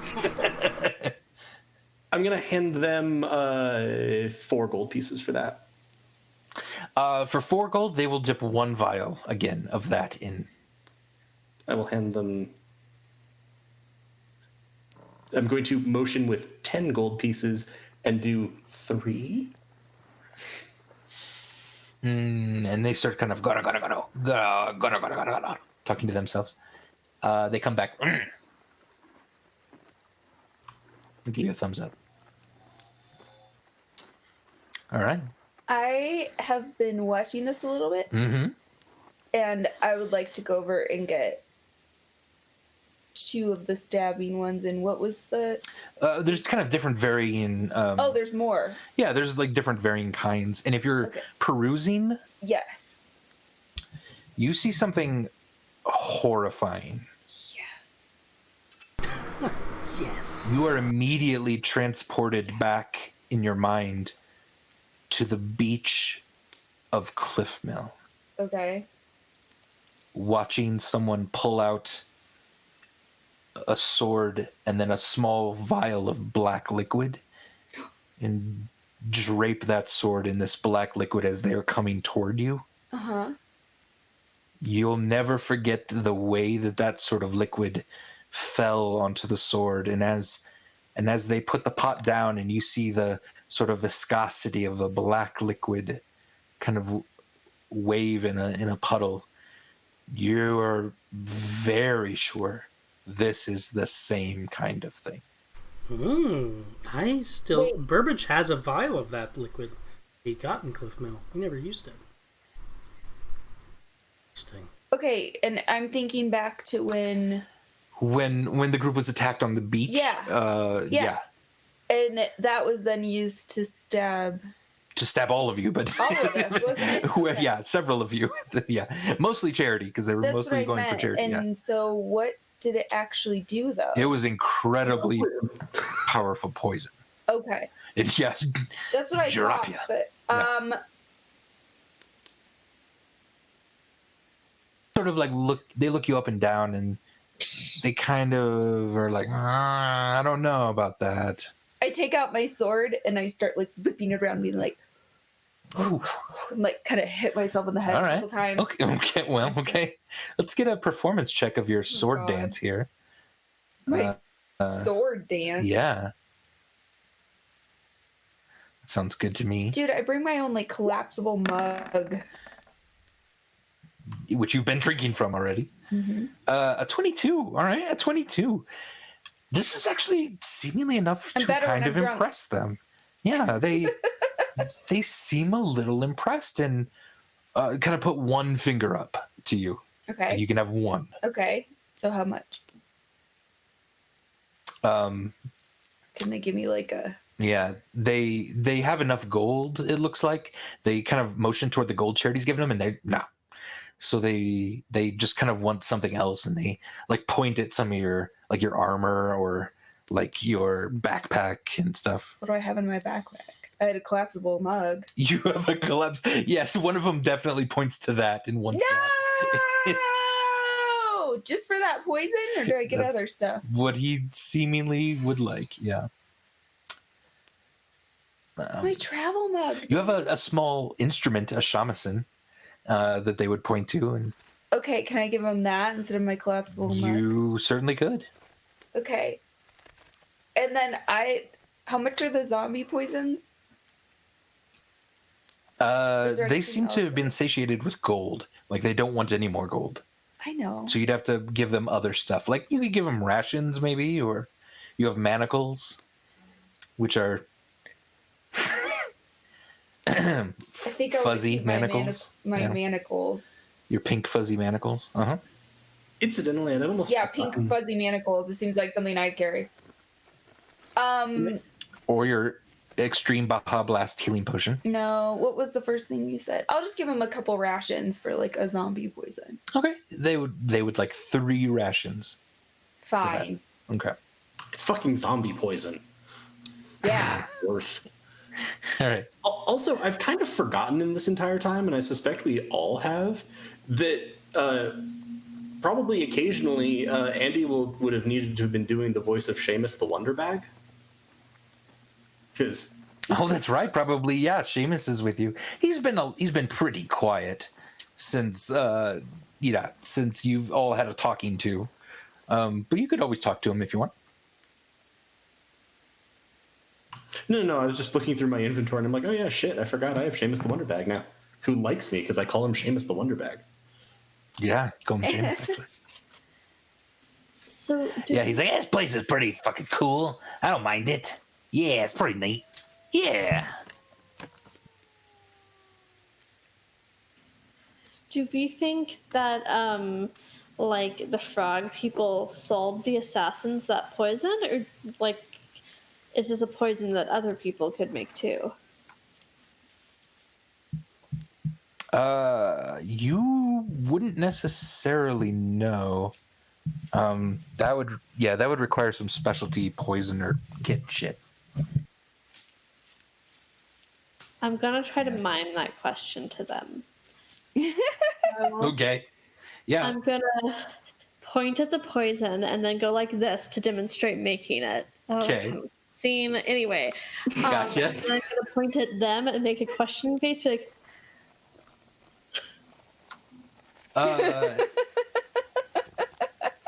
they seem to indicate that they made these poisons at least.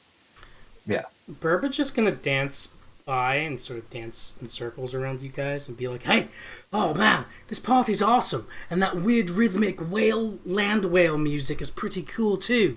What's going on here? What are you guys doing? You're doing some shopping? Buying poisons. Poisons? I'm not buying poisons. I'm investigating poisons. What are you investigating about? I'm just dancing. I'm having a good time. They're the poisons that killed Charity when Charity died, and I need to figure out if the frog people are the ones who sold the poison, because if they are, I have to kill them all. All right, now hold on. Burbage will sort of. His dancing will like decrease in energy a bit, but it doesn't stop entirely. As he dances, he's kind of like, wait up. There might be a way we can figure this out. I've still got a vial of that poison that I got off of one of the dead assassins in Cliffmill. Maybe I can compare that vial with the vials that they're selling you the poison in. Alright? So I'll pull out the vial and I will like to do like a comparison between the vial that that we found it in and the vials that they are selling the poison in. Give me a perception check if you're trying to compare the vials by the way they look and feel, and Not an investigation check? Why am I asking? Yeah, I'll do a perception check. Not exactly. Yeah, you're not quite rooting through, but perception, I think will be good. Is it gonna roll? Syntax error. Uh-oh. Don't you mean error syntax? That's pretty funny. Alright, do my other... I don't get it. None of my expertise rolls are working. I'm gonna refresh roll 20 quick. Yeah, maybe I'll roll it for you. Let's see. Expert perception. Nope. Yep. Something happened. The error came up in the... You could roll a perception and add 10 to it, I guess. Yeah. Because it would double your proficiency. If he's already proficient in perception, he'll just roll it and add another 5.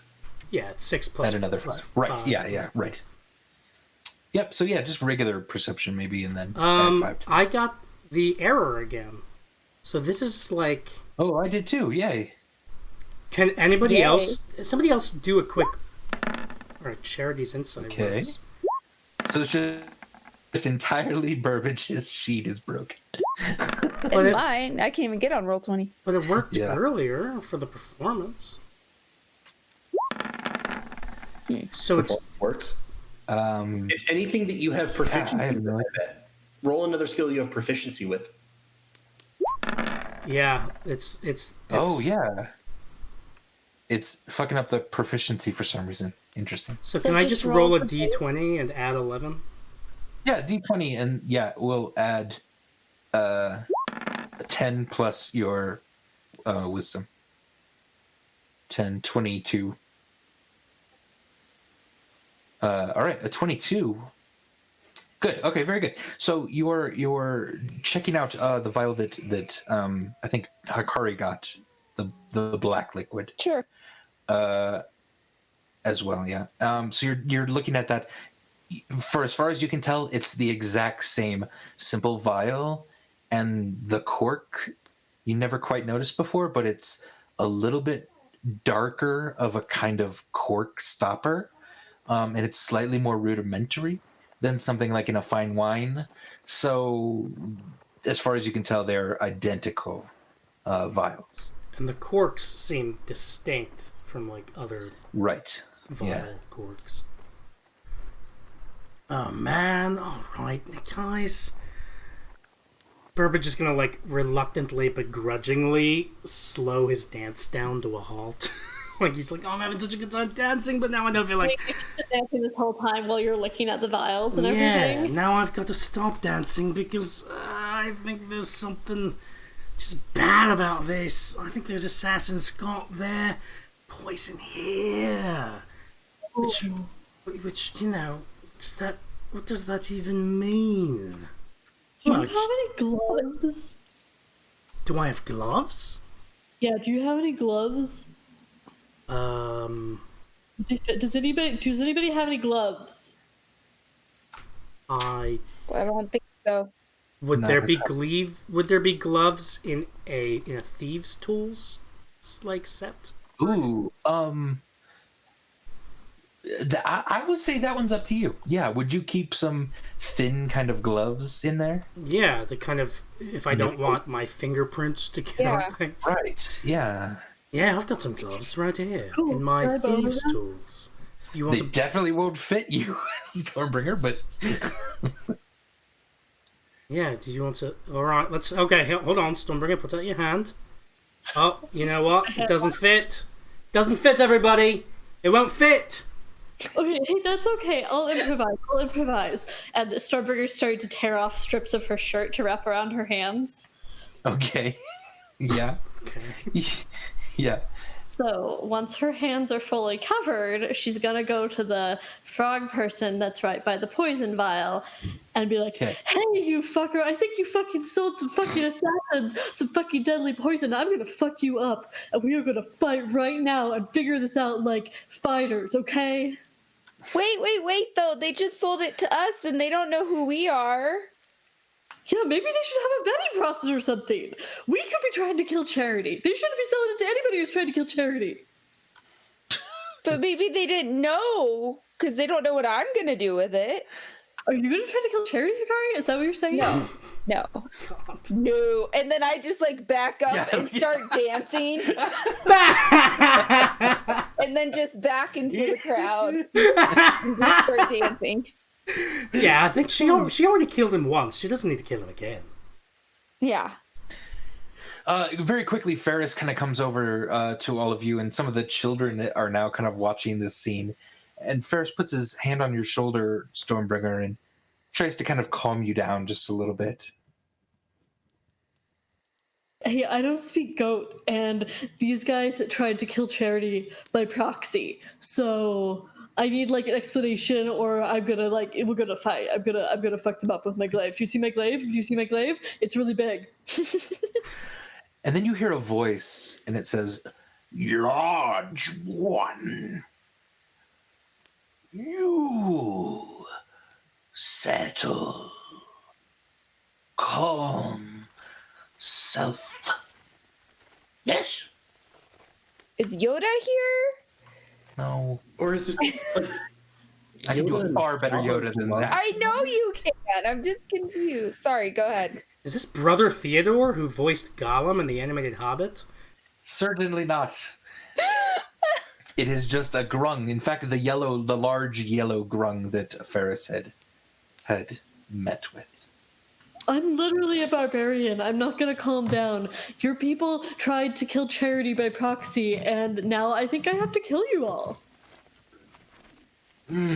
Please explain. We trade. Good at poison. Sad for effect. But need survive.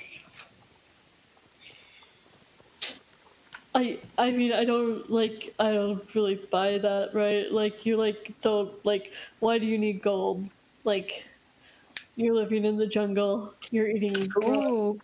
Like, That's true. It does bring up an interesting question, which is, ought we to hold poison manufacturers responsible for the murders done with said poison? yeah. Does poison kill people?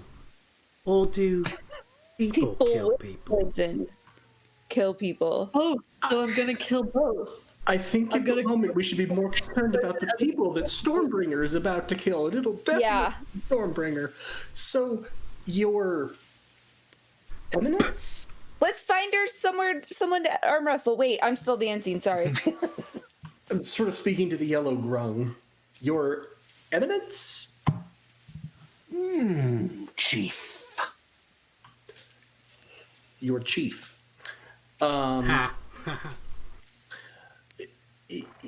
Did someone... I'm gonna sort of... like a large white cat person, were the assassins drow? I'm trying to remember. A couple were, yes. Or a couple were elves. The archers were elves. Like elves with blue skin. Did they buy this recently? We sell to all, tall, short, same. I'm not asking if you were racially profiling your sales. I was asking for information on someone who might have bought from you. Many grung, no secrets of poison. No one buy grung for a long time. Oh. Okay. Stormbringer's gonna just kind of calm down all of a sudden. So we don't need to Come dance, eat, festival. Wait, okay, like that sounds really fun, and I really like food. And also, we could arm wrestle, because look, I wrapped my hands so we can safely arm wrestle. And you look kind of big. But first, oh, I forgot. Oh, do you, like, also have an antidote to these poisons? And he points at one of the jars that is quite small, that probably only has about 3 or so vials of liquid in it. It's a small jar. Can I have that? All grung poison. Be better. So it works on all. Never mind. What do you want? What do you want for that? You want some shiny silver pieces? Look, I have silver. One of them points to your axe.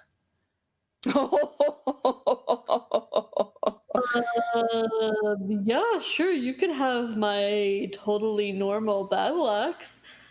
I He don't looks care. really excited about that. Yeah. Yeah, awesome. I'll give him my not magic battle axe, obviously. Okay. Yeah, he'll immediately drop his spear and kind of waddle over to you and grab your axe, and it's very, very heavy for him. He's probably not going to be able to wield it without a lot of practice. But you seem to be able to do that. Cool. And at this, he's trying to usher all of you toward the middle of the clearing, toward the bonfire, as a lot of grung are now kind of slowly dancing and methodically kind of hopping up and down. Wait, is this like a slow song? Their own voices kind of go. Because I'm dancing like a fiend. Yeah. I'm not like listening to the tempo at all. So I am going to say I am now halfway between the scene at the end of The Vitch and How the Grinch Stole Christmas. Yeah, it's a good cross section between those two. And you hear him say, Sacrifice. and they had pulled what looks to be a very large boar that they had killed.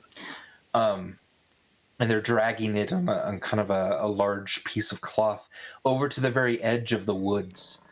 And then you see a few grung light a few fires next to that large piece of meat, and then they very quickly, the grung that drug it over there, run backward toward the bonfire, and then start kind of garoo gagaroo garoo gagaroo. And then you hear a sound from the jungle. You hear. Do they have like a fucking King Kong back there? Oh no. And even at that sound, several grungs stop moving. And then the rest try to like get them to continue to jump up and down and chant a little bit as well. Do they seem And even pleased if if Charity hops up and down a little? They seem to be pleased.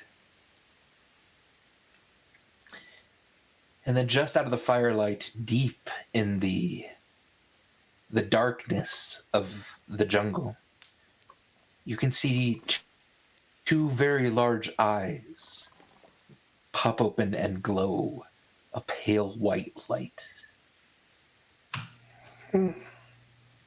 How big of eyes? Like car? I mean, like I know we don't have car headlights in our world. Yeah, similar to that, like a large eye on each side and of like his far face. from the ground. It's pretty low to the ground, but then you see it raise up 10, It's a T-Rex, run! 15 feet. And then two more eyes open next to it. I start to draw out my sword. And why don't we go ahead and take a break here? Why don't we manage fluids? Why don't we go ahead and go to the bathroom and get something to drink? We'll be right back, everyone, with more fun festival shenanigans. Fighting a T-Rex. BRB, Dun, dun, everybody. dun. Be right back. BRB. Be back in like 10 minutes or so. Bye. Bye.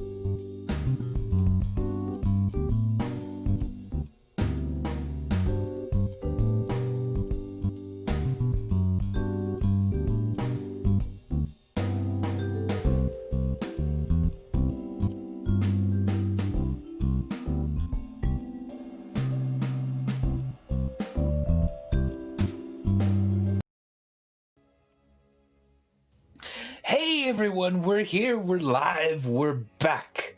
Fluids have been managed, but not spirits, as the group is about to get into some shit. Cool, so to save a little time, I had him roll initiative off camera, because we're gonna get into stuff here. But let me explain what happens. So, as you hear these terrifying sounds, and you see eyes glowing pale white from the jungle, and they raise up 15 feet in the air, large, dead eyes. The yellow toad sort of kind of hops over a little bit toward the clearing, and he puts his hands up to the grung, who are starting to actually look a little scared around you, and he says, "Gura gura gurai, gaga go gura gururu." And then he looks to you for, To who? This is festival. We sacrifice to the spirits of the forest. and as he says forest, That's not what he said. He said forest. as he says forest, a creature emerges.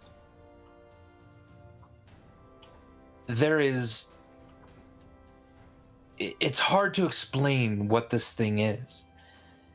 You see its rib cage exposed, almost like a giant with the skin of almost a baby, just pulled tight across its bones where there's no wrinkles, and it looks thin and almost translucent. And it rushes up behind this creature, this toad, Nope. and it grabs him, lifts him off the ground, and stuffs him into its chest, where the rib cage itself starts to stab into the toad, Good Lord. and it lets out a What's wrong with you? and all the grung around are starting to shout and squeak in horror. Why did they sacrifice this fucking thing then? It looks like this was not planned Okay. at all. Charity's gonna sort of. It looks like this is supposed to happen. this does not look like the forest spirits that were associated with what he was talking about.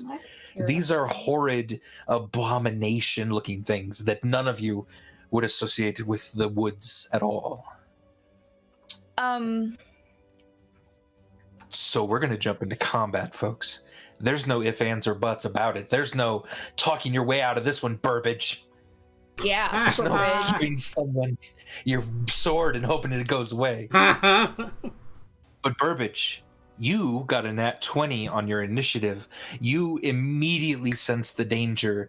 You saw, as it was reaching for this person, that this is not what the grung were expecting. This is not the festival they were thinking of. You get to act very, very quickly. What would you like to do? You guys can hear me, right? Yeah. Okay. Yeah, because my mic wasn't working earlier. I was trying to, before we dove into things, I was going to try to acknowledge on stream the awful news that Chadwick Boseman died. Yeah, I saw What? Oh, no. Which is What? I didn't know that. How? colon cancer. Wow. So just acknowledging that's really terrible and unexpected. And I dedicate my whichever combat turn I take is better, I dedicate to Chadwick Boseman. Okay. Wow. That's sweet of you.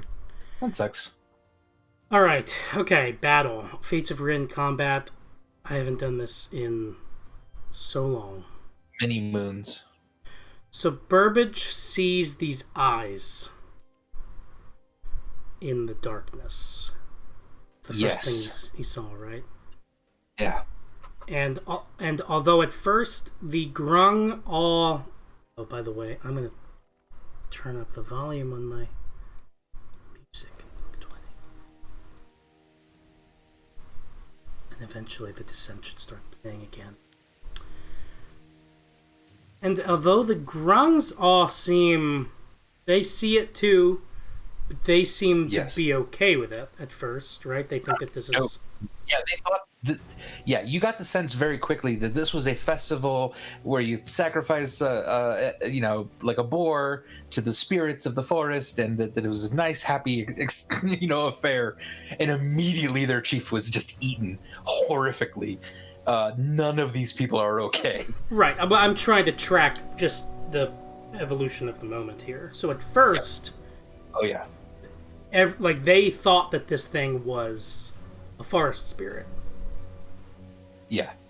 And then...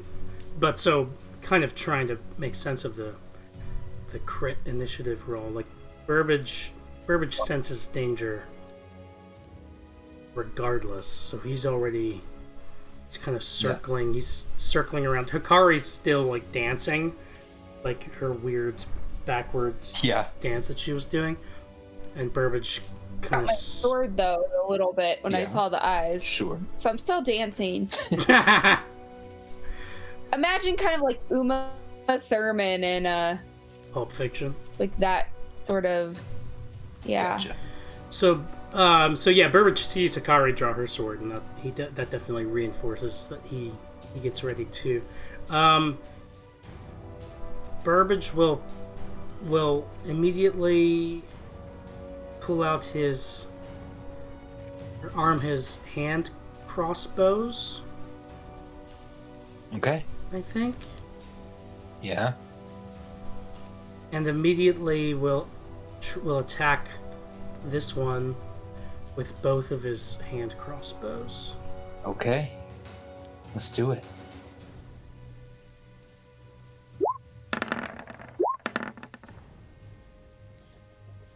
$23 into $22 both hit. Yay!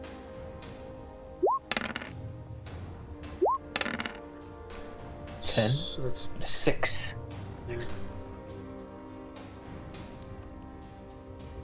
All right. 16 piercing damage total. I'm like looking at my character sheet, which I know you told us to do before the session. I'm like just refreshing myself on what the fuck. All right. As you do that, as your bolts pierce into its skin, it definitely starts to kind of twitch very quickly, and it looks over at you, Burbage, and its rib cage starts to kind of munch a little bit more onto the toad creature that is gone at this point. There's no saving this if that was on anyone's mind. And Burbage, since you were able to do this so quickly, on just pure instinct, you also get to go again at the top of the round here. Okay. What would you like to do? I'm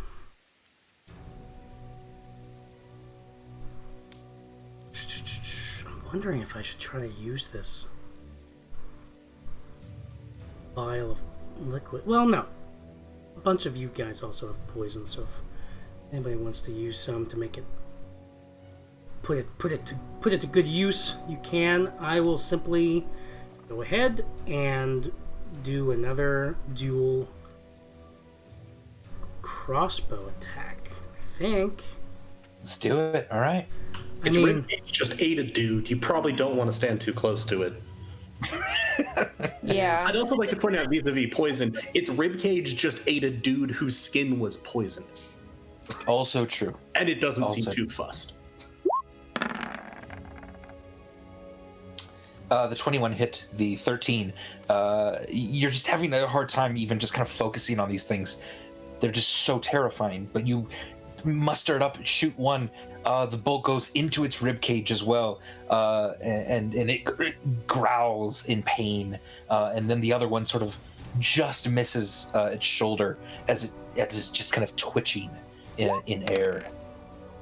Well, that's another 10 piercing damage. 10 damage, all right. There are 2 of these. There are 2 of these. Party's over, everybody. We've got bad guys. I'm gonna cut that out of the podcast.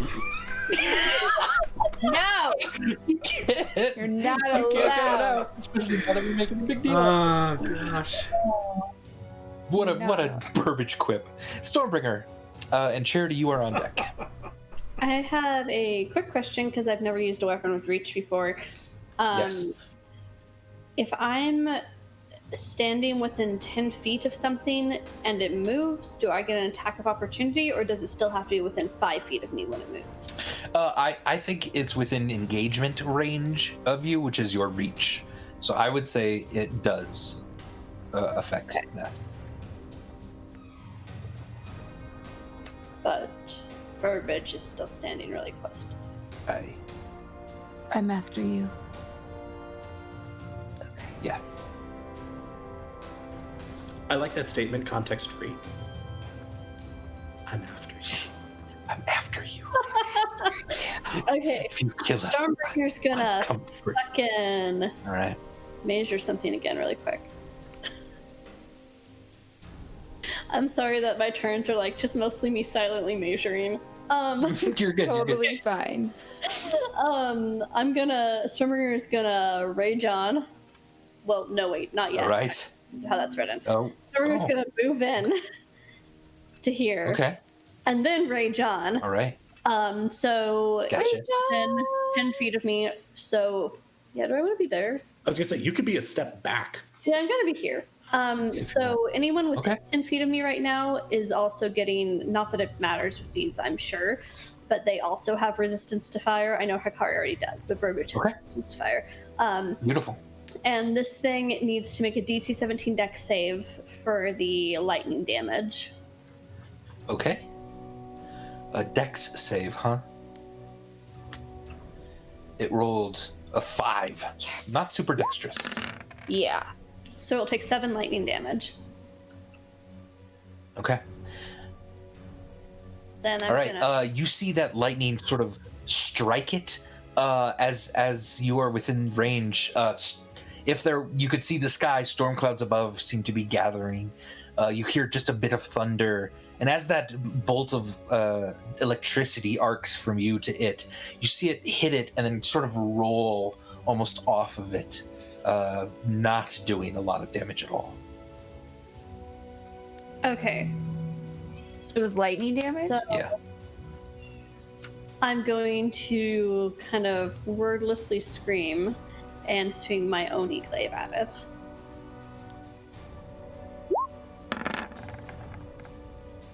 $23 hits.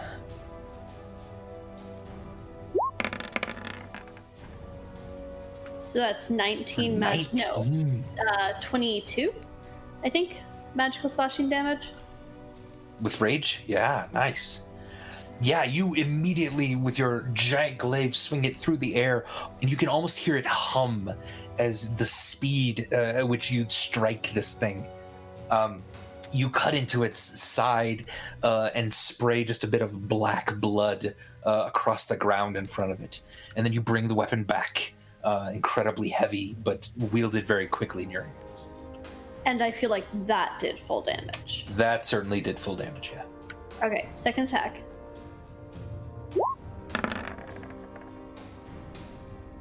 Okay, 19 hits. You carry that momentum of the glaive around, striking into it again for 13 damage. Very nice. Because I'm raging. And I'm Beautiful. gonna, as I'm swinging into it the second time, go, hey, you can't just eat people with your rib cage. That's really weird and not okay. And that's my turn. All right. Beautiful. All right, Charity.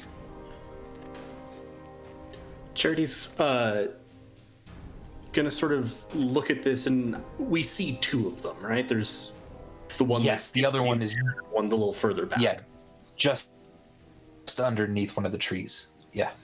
And I can see it. I was just confirming. Yes. Yep. Charity is going to think back to arguably the most traumatic fight he ever had with Shenik. Yeah. And begin making a series of hand signs. And cast Banishment on the one in the back. Banishment. Interesting. All right. It's a wisdom... Charisma. A charisma save. Interesting. It rolled a 16. 19 is my DC. He is gone for the moment. For the moment. He is banished. How can they get back? I forget from that. It's concentration, I believe. There's no repeated saves, but it is concentration for a minute. For up to a minute. Unless so it says if the spell before a minute has passed and the target reappears, otherwise the target does not return. Correct. Okay, that's cool. That's what I was... So basically, if I concentrate for the full time, it never comes back from the harmless demi plane. It floats there trapped forever. Unless it's native to another plane of existence, in which case it's back there. Wait, is this what Shinnick did to me in Burbage? A goosed up version of this, yeah. He was trying to make it permanent. He's such an asshole.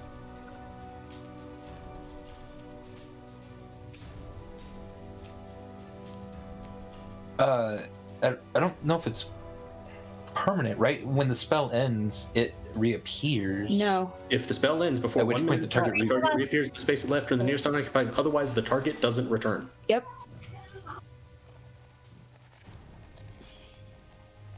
That's why banishment is so dangerous.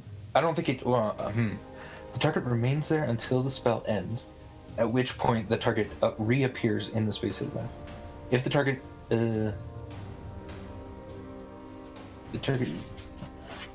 If the spell ends before 1 minute has passed, the target reappears in the space it left.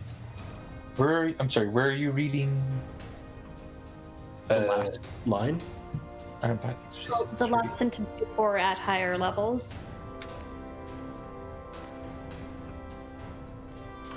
It's if they're not native only. Right, it appears when the spell ends, or if it ends prematurely. The target, So you're saying no matter what, it comes back? It'll come back eventually, yeah. It doesn't reappear until then. No, it's permanently, if it's from another plane of existence and you concentrate for the full minute, banishment is banishment. They are no longer right, yeah. Existence. No, I'm sorry. Yeah, that is if they're from another plane of existence. Yes. Yeah. It's not the harmless demi plane forever. That I was wrong about. Right. Yeah. But at least, as long as you can keep concentrating, it's gone for at least a minute. Yeah. Yep. Either way. Yeah. Cool. Cherry's gonna go. Okay, let's continue beating on that one. Also, Ferris, protect the children, and possibly Grung. I don't know. Can any of you fight? Yeah, they have weapons. They do have some weapons. All right. It is going to rush up to you, Stormbringer. It's going to rush up right here. That means you're going to get a swing at it. Stormbringer has moved away from her computer. Yeah, sorry. Aha. I don't mind. I can swing if you want. Yeah, could you just roll for her? Oni Glaive. Giant Oni Glaive? Sure, I don't mind. It's going to hit, I'm pretty sure. Yep, 17 hits. For 10 plus rage. All right. Yeah, so Stormbringer carves into it again as it charges up to Stormbringer, and she's just barely able to pull back into a slight defensive stance as it lashes out with its large, bony, clawed hands at Stormbringer.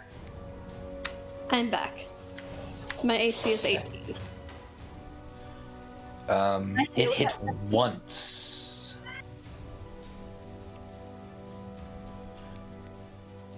15 slashing damage as it tries to carve into you, but that is halved as it's slashing. So that's a total of 7 damage to you. And then 22 necrotic damage. So that'll be a 29 total. Cool. And the other one just barely missed as it kind of its hand bounced off of your glaive as you just were able to bring it up into a defensive position. And then I need Hikari, Stormbringer, and Burbage to make a Constitution saving throw. You have to do mine. Yeah.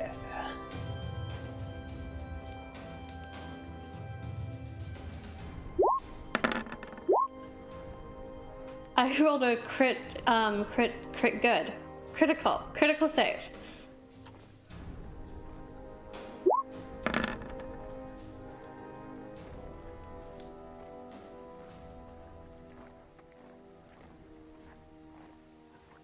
Hold on, I went out.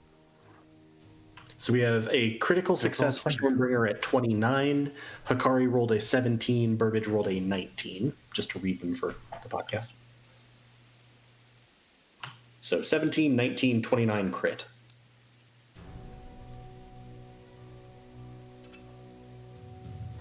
Those are very good. Yeah. In a second to load. Hold on.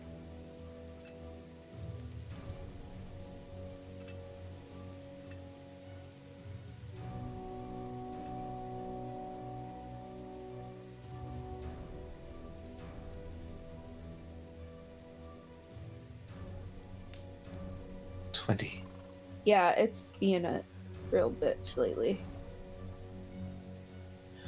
Okay, who rolled a 17? I did, I Okay. think. Yes, Hikari rolled a 17, Burbage a 19, Stormbringer a 29 crit.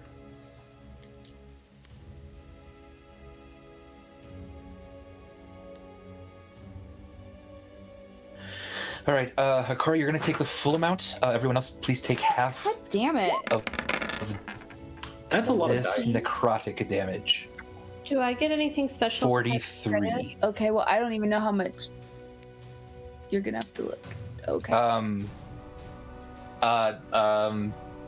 Yes, you go ahead and take a fourth of this, let's say. I don't know. It's not full getting out of it.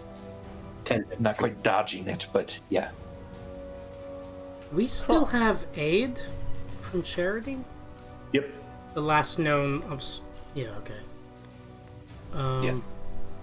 So we take half of that? Is that 21? Yes. 21. Amount? Yeah, you'll take the full amount. Okay, so I'm down to like half, right? Yeah, so Hikari, you just feel this, just your stomach seize, and just your skin almost, you see the veins kind of go black for a moment as this like wave of black energy spins out from around you. It straight up murdered every grung within 20 feet of it. No! I don't like that. As you see 4 grung fall to the ground, grasping at their chests, and this thing munching a little bit more on the toad within Did you it. just say butt munching on the toad? Because that's Definitely exactly not. what it sounded like to me. But as its ribs kind of munch just a little bit more on this Okay. thing, yeah, you see the you see almost an energy well up from the creature within it. It then becomes absorbed into the twitching giant creature in front of you, and Stormbringer, you see some of the wounds on it begin to close up a little bit. Yeah. Is that what it looks like? Okay, I'm gonna yell at all the grung, even if they can't hear me. Or understand me to get back to like run. Okay, it is your turn, Hikari. I feel like the Grung should understand run when a bunch of them just got nuked. Yeah, I think they're gonna. Okay, as long as they're just. They're nuts. Yeah, they're gonna go. Great call. Great call. It's just I feel like they should run just a note to Andy. Yeah. How much fireball? I'm assuming. Yes. You could position a fireball behind it enough. Could I? Yeah, you'd probably set a little bit of the force on fire, but Let's do that. okay. Fireball the shit out of it. Yeah, you throw a fireball behind it. There's no living creature behind it, at least. Good. Do you want to cast it at level 3 or higher? Or let me look really quick. Level 3 or higher. Can I see my level? You could go up to 6 technically, but that would, probably don't. No, I don't want to. Okay. Let's do level 4. All right.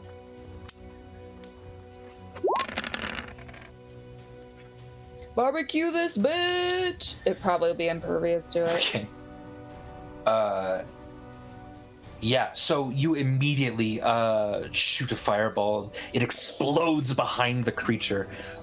You see the fire, again, ripple up almost over it, rolling off of it, a bit like water off a duck's back. Fucker. It does not seem as hurt, though it is still smoking and burned, you can see. I'm going to try radiant damage.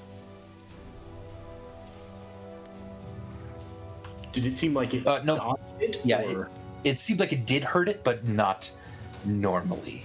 God damn it. But did it so over the table, it seems like it has a resistance to fire damage, not immunity. Yes, exactly. In the same way that lightning hit it and hurt it. Right. Do I feel like it dodged it, or did it take the full impact of the fireball, even if it mitigated the damage?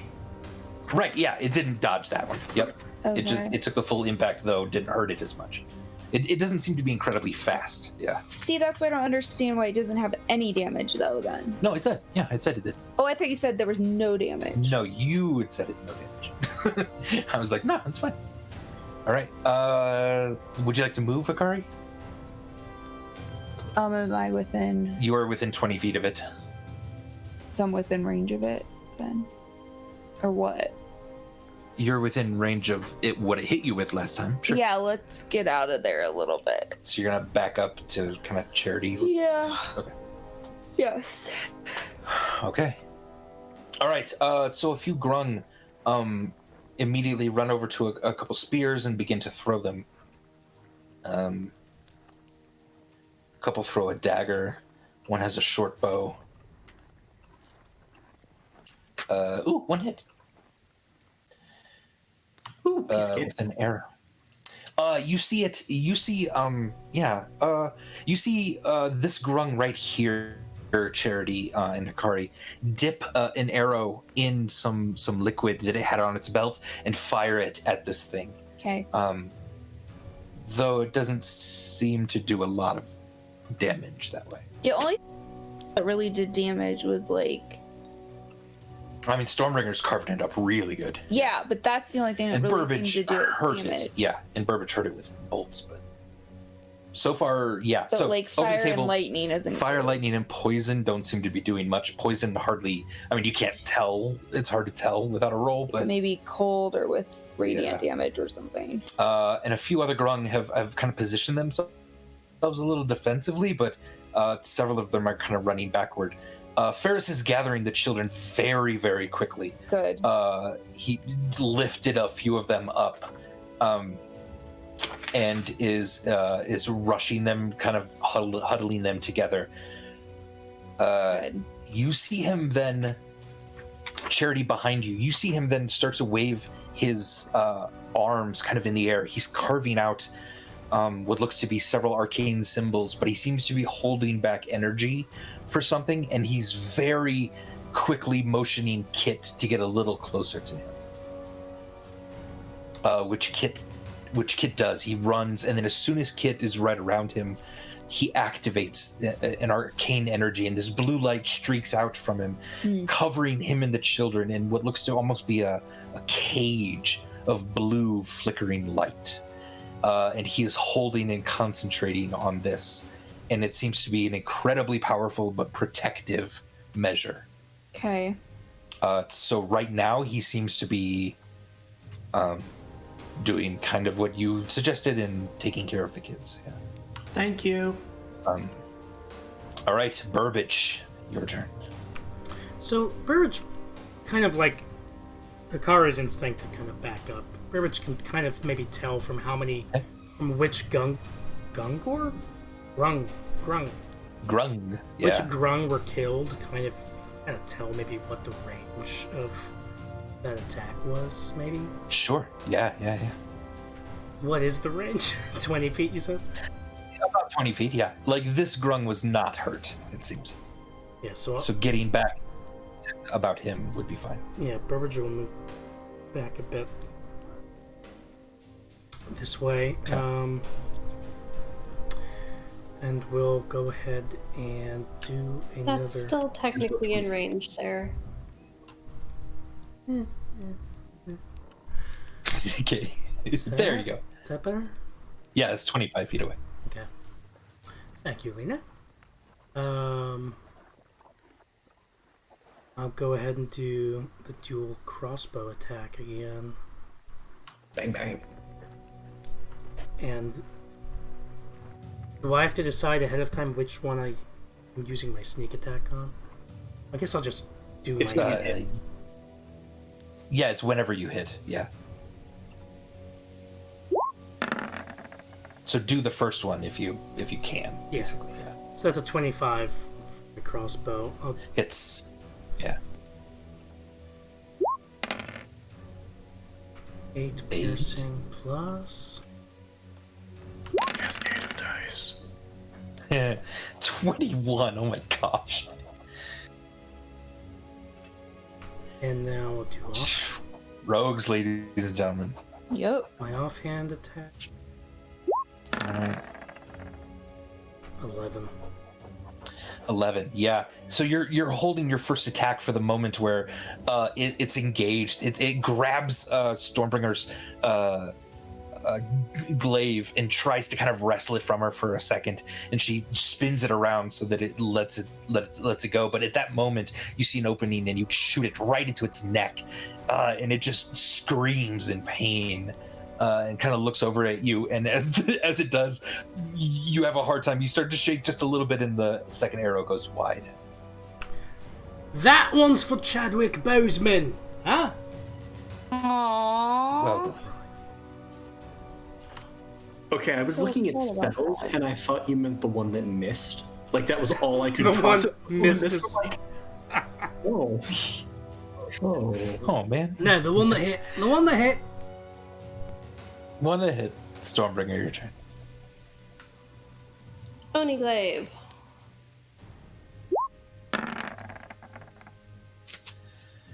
It's all right. A 20, not natural. That hits.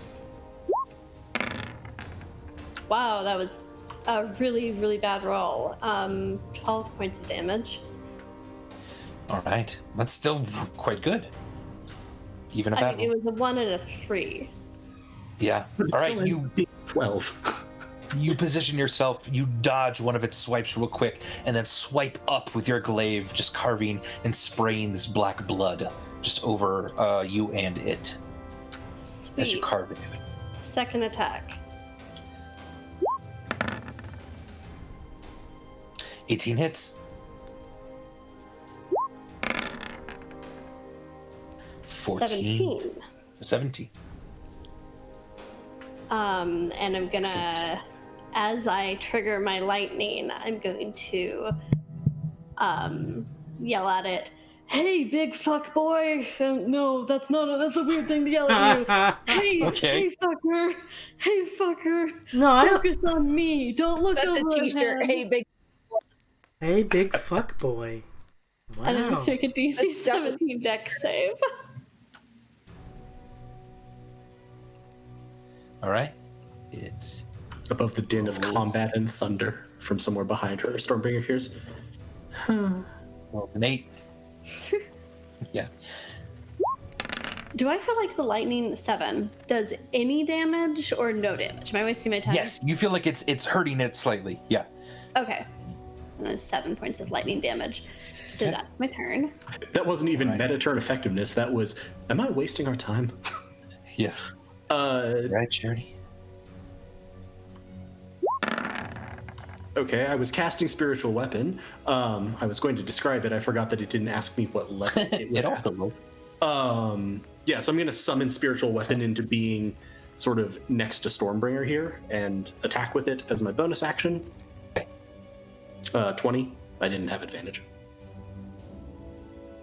20 hits. Right, it asked when I rolled damage, because that's what buffs. 11, force. All right. Excellent. Yeah, spiritual weapon carves into it as well. It looks just inundated with attacks, and it starts shrieking, not knowing exactly where all of this is coming from. And I assume that the force damage looked like it worked normally. Yes. Yep. Very good. Would you like to move? I want to toll the dead. Oh, please do. Needs to make a wisdom saving throw. God, that is awful damage. Fuck my life. Just trying out damage types. It rolled a 3 for wisdom. Okay, cool. Not super wise, apparently. 7 necrotic. Do I feel like that did normal damage? That also hurt it. Quite a bunch, yeah. To the full extent. All right. Just backing up a little bit. Okay. All right. Okay. So, Stormbringer, you see this thing look around very quickly, turn to its left over its shoulder, and look at the grung laying on the ground behind it. You see its rib cage open wide, and just again a black energy seems to kind of swirl around the small grung and then come into this creature as its wounds begin to heal again. How much? Why of are its these wound- grunts still standing here? Tell them to run away. No, they're That was a dead. dead one. Oh, okay. It was one of the dead ones. Is it like fully healing itself, or just like a little No. bit, or? Yeah, just a little bit. It's still carved up. Pieces of it are flopping off, but a little bit of the wounds and a little bit of the blood loss seems to be healing. Okay, cool. It's then going to bolt around you. So I get. So you're going to get an attack. Yeah. Did we have spiritual weapon works for that too? Yeah, I think so. Yeah, I like that. Does a 15 hit? Yeah, 15 does not hit. Not a spiritual weapon. 27? 27 hits, though. 13 force. 13 damage. Do I get an opportunity attack?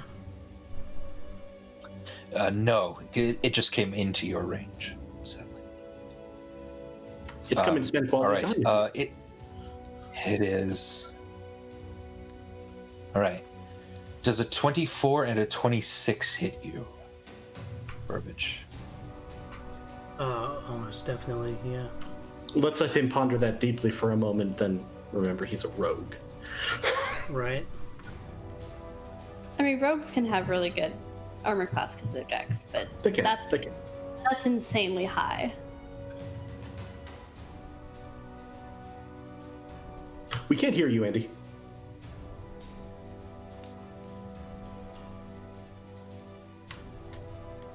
We can't hear I you think if you're trying he's to talk to talking us. to Darcy, maybe? Okay.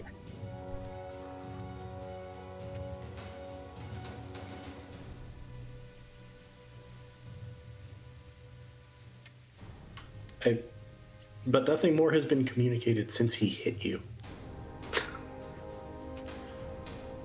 He did. Okay. How about now? Yes, we can hear you now. Oh, did you not hear me before? Sorry. No. All right.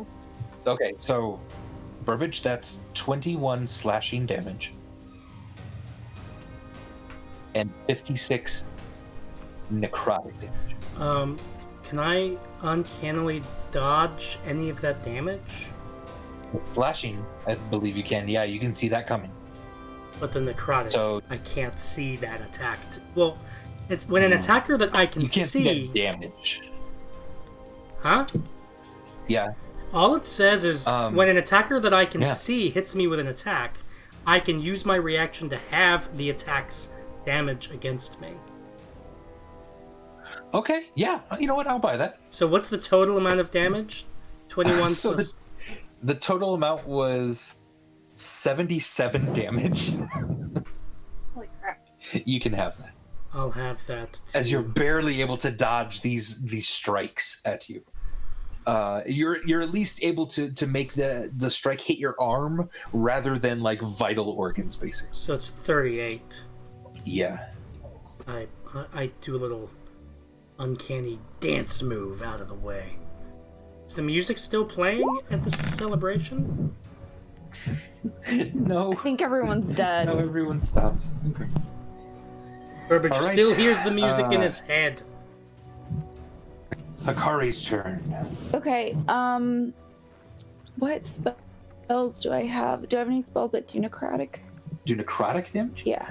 I think you do. Can we go look at those? Yeah, let's see here. As we're sharing this. Sorry, didn't mean to roll anything. Hold on.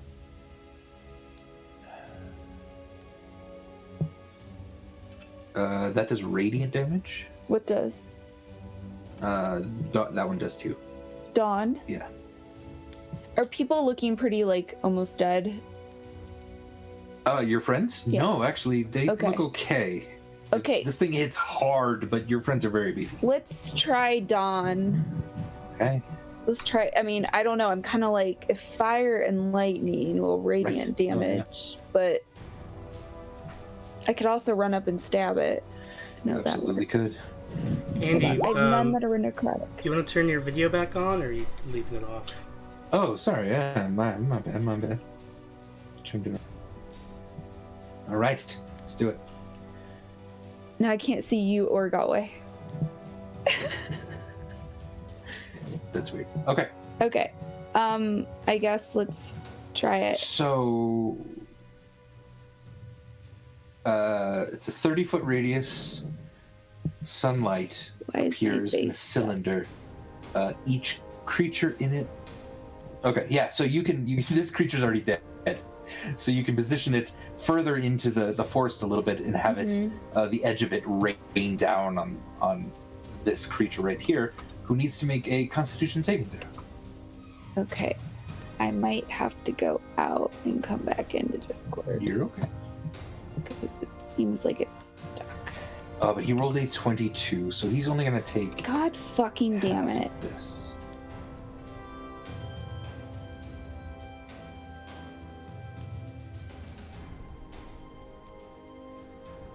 So he took half of God damn it. 27 damage. Seem to hurt him though? That absolutely hurt him. Yeah, Okay, he starts good. writhing and as it's burning his skin. Good. Fucking. But he's also shielding his eyes as best as he can. Okay. And seems to not be blinded by the radiant light around. Well, he only took half the damage though. Yeah. Fucking piece of crap. All right. Burbage the Grung right next to you is just gonna like kind of look at you, look at this thing, and just bolt as fast as it can away. It's a couple alright, more, I got it. Mustered, It's okay. a couple more have mustered the courage to at least throw a dagger or two at this thing. One of them hit. 7 damage. Well, I got back in.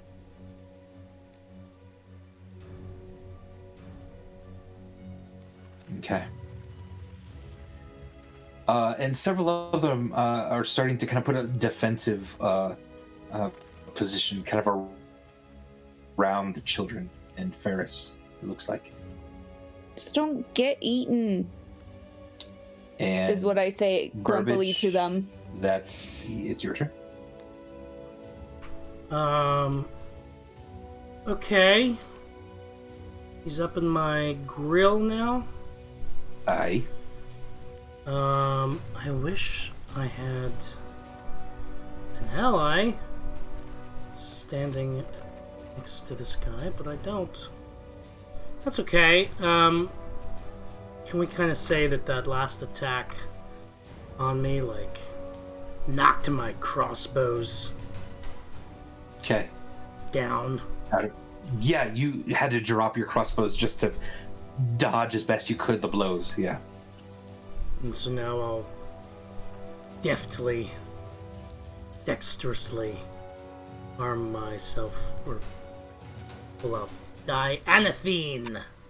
Okay. Super You pull out the blade. It sings and hums in the air for a minute as you whip it out. As you draw Whip it your out. fine weapon. Yeah. This is the super sharp elven blade that Burbage found on the iceberg, and has since he has been studying it in his downtime, and is definitely he's certain that this is that strangely sharp blade that showed up in some of the Aryan and Pelotov stories. Yes. So yeah, cool. He'll do that, and will you let me have an offhand short sword also? Yeah, if you want to pull both of them, sure. Yeah. Yeah. If you let me, I'll do both. I think I will. 30 hits. Jeez. Dianathine, ender of wars. 11 piercing. 11 piercing damage. Burbage, paint me a picture. How would you like this creature to be felled? So it came up to me, and what was its attack on me? Like it. Yeah, it was just its massive bony claws were scraping into you. So I'm gonna say that, like, as I kind of uncannily dodged that, and dropped my crossbows, I kind of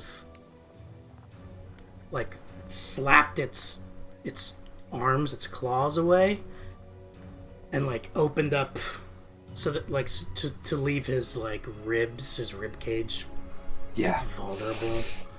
Okay. And I take this super sharp elven blade, and I just slash it twice to, like, literally, if I can, like, carve out the rib bones, like his rib cage, and just like disconnect it from his body. That's what I want to do. All right, yeah, you swing its arms, you hit each arm to the side, and you see its ribcage open up like it's about to consume you. And as that happens, as it tries to clamp down on you, you're able to swing and disconnect a few of these rib bones as you plunge your sword deep into this creature. It lets out a death rattle as it sort of almost slumps on top of you, and you're just able to dodge out of the way as it falls to the ground dead. Okay. Nice. Would you like to move, Birch?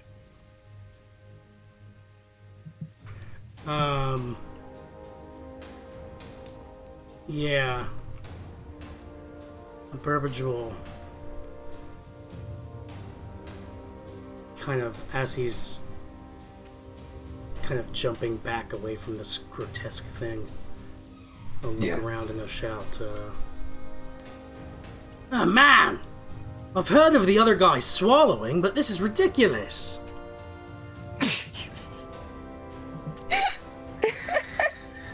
Oh, God.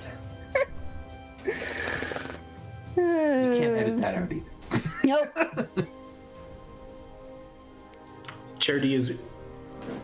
If I could interject something, even in like turn order, just as a quick thing. Just a moment. We're not done. Yeah. Yeah, yeah. Burbage definitely does not. Well, I mean, he's been banished. He doesn't. I guess Burbage isn't really sure what happened with the other one, but I'm as much also shouting that at Ferris so that he doesn't drop whatever the fuck he's doing. sure, yeah. Also, yeah. Yep. He's concentrating very hard on this sort of almost like a prison of arcane energy around him and the children. Your audio sounds very. Your turn. Why did I lose audio quality to I get think terrible? it sorry, hold happened at the same time. But Yeah, Darcy got up and the microphone went away. yeah. There we go. Yeah, Stormbringer, your turn. So there's nothing to fight right now. Currently. Yes. But I can kind of remember where the thing was that was here, right? Like, Kinda, yeah, sure. I assume you saw it. what if I remember too well and it comes back into existence on top of me? It technically can't. unoccupied space. Yeah, has to be an Okay. unoccupied space. So cheat to the inside because that'll push it further out. Then Oh, yeah.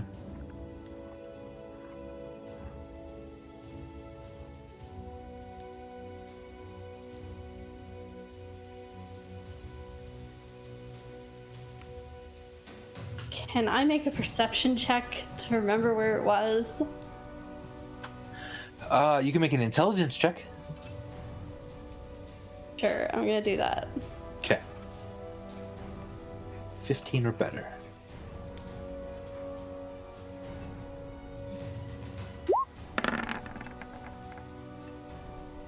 Nine. It was around I here, rolled a 9. somewhere under this tree. Yeah, that's what Lena remembers. Okay, I'm gonna move over to kind of vaguely where I think it around was. Okay. I mean, I have reach, right? Like, I should be able to get it. Yeah. And I guess just kind of wait. I look bored. Okay.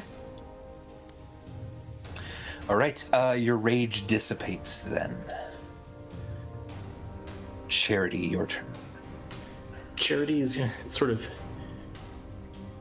10. Move forward and wave at the grung who are over there. Like, it's going to reappear over there. This way. They seem to kind of understand what you're saying. And then, does anyone need healing? Kari looks a little hurt. I can heal myself though. Also true. Fair enough. We should probably get ready because I can dismiss the spell and we can all hit it really hard all at the same time. That seemed to work well. Ow. So, yeah, would you like to, because you basically have 7 rounds of this more before it would come back. And out precisely. Yeah. Could I describe the big picture of what I wanted to do? Yeah, I think that'd be fine. Yeah, so as long as it can happen within 7 rounds, you guys can set up however you'd like. I'm assuming the grung could also help us if it was something that could be communicated with basic things. I want the grung to sort of move to the opposite corner and also take the bodies because I saw it like almost pull energy from one of the bodies. Yes. Okay. So I want them to sort of huddle so that we can get so pull those kind of just further away and then get sort of anyone who's going to fight ready and in position to attack it, and I would indicate I think it's coming back in like these squares. Yeah. Okay. Do we think that zombie poison would work on one of the dead grunts? I'm not defiling their corpses. It's a good question, though. There's 2 grung that really want to kind of hang out by Ferris and stuff.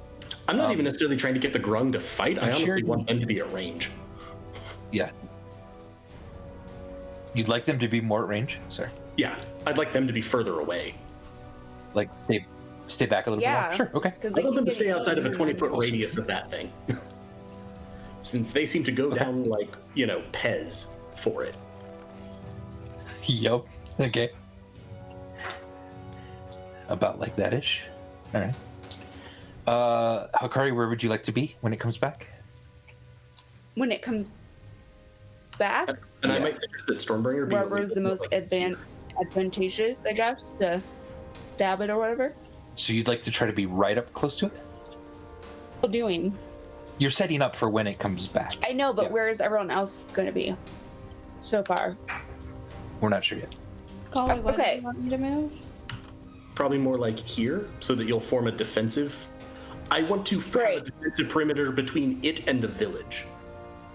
Yeah, that's fine.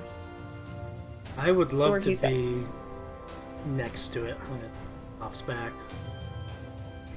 I would Okay. not. Where do you think that? Yeah. Yeah. Are we we're So about like guessing that? where it's gonna pop back? Or do we know, like the It characters? was in the dark. Right. If you want to, you can. I can see it, so it's like I think it was in these There-ish. squares, which you would now be Right in. there. If you're in it, no, I'm just saying, if you're in it and it comes back, it'll come to one of those adjacent squares. So if you really want to be next to it, maybe try to cheat even so that you're in it. Yeah. If that makes sense. Does it make sense to try to force it into the light? It's I up don't to know how you. we would even do that necessarily. Not really, because that just gets it into then the lines that we're trying to defend it from rampaging into. We saw it emit a thing that killed all the grung near it instantly, and then we basically saw it eat the dead. Yeah, I'm just wondering, if is this going to affect my attack being kind of in the dark, Andy? Right. If it's darkness, yes, that would be hard because you can't see it. The dim light, it can't hide or anything really in dim light, so and it's large enough, you shouldn't be affected. Also, too that area much. got fireballed? Oh, right, yeah. There's That tree is gently on fire. We should be yeah, on back fire, here there's a lot of fire. Hold on, let me add that.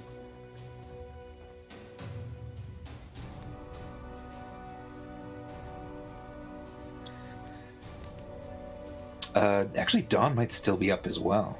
So wouldn't it continuously be doing damage to it?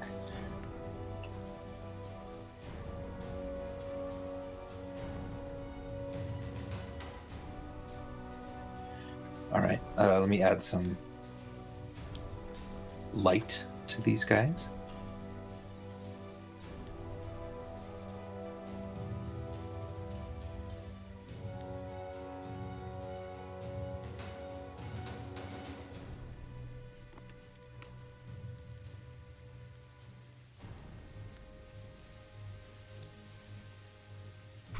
Oh, I just realized Zencaster hasn't been recording me for a while. Oh no. Yeah. Probably because of my mic stopped functioning. It sucks. okay, we have Craig as a backup. Yeah. Yeah, we got Craig. We're good. Craig's been awesome. We love Craig. Stop talking about Craig. Okay. Okay. Is everyone set up? Oh, Charity, by the way, you would give me an Arcana check real quick, if you don't mind.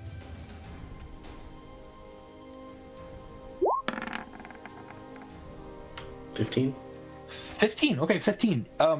You would guess that Ferris's spell, because he's concentrating so heavily on it, might have a similar turn clock on it. Well, and I would be As- trying to as do this finished. as quickly as possible. I was going to say, I'm not trying to burn the full minute. I want to let the spell drop Sure. Then let's say it dropped around round 6 or so, so you still have like 4 before you think Ferris's might drop. Cool. Good. Very, very, very, very. And what I was going to suggest, and I don't know if this sounded fair to you, Andy, because I didn't want to like jack around with like above the table, we know what the turn order is. I was going to say, if you were cool with everyone has readied attacks, I'll drop it on my turn. Yeah. And basically everyone can launch there, and I can just take my turn normally, if that sounds good. I think so. I don't think you have to drop it with an action or anything. No. It's a concentration, so I can stop concentrating. Yeah. I think that's totally. I will drop it immediately, take my turn, and then we'll proceed in turn, and everyone will get their prepared attacks, and then we'll just proceed from there. Okay.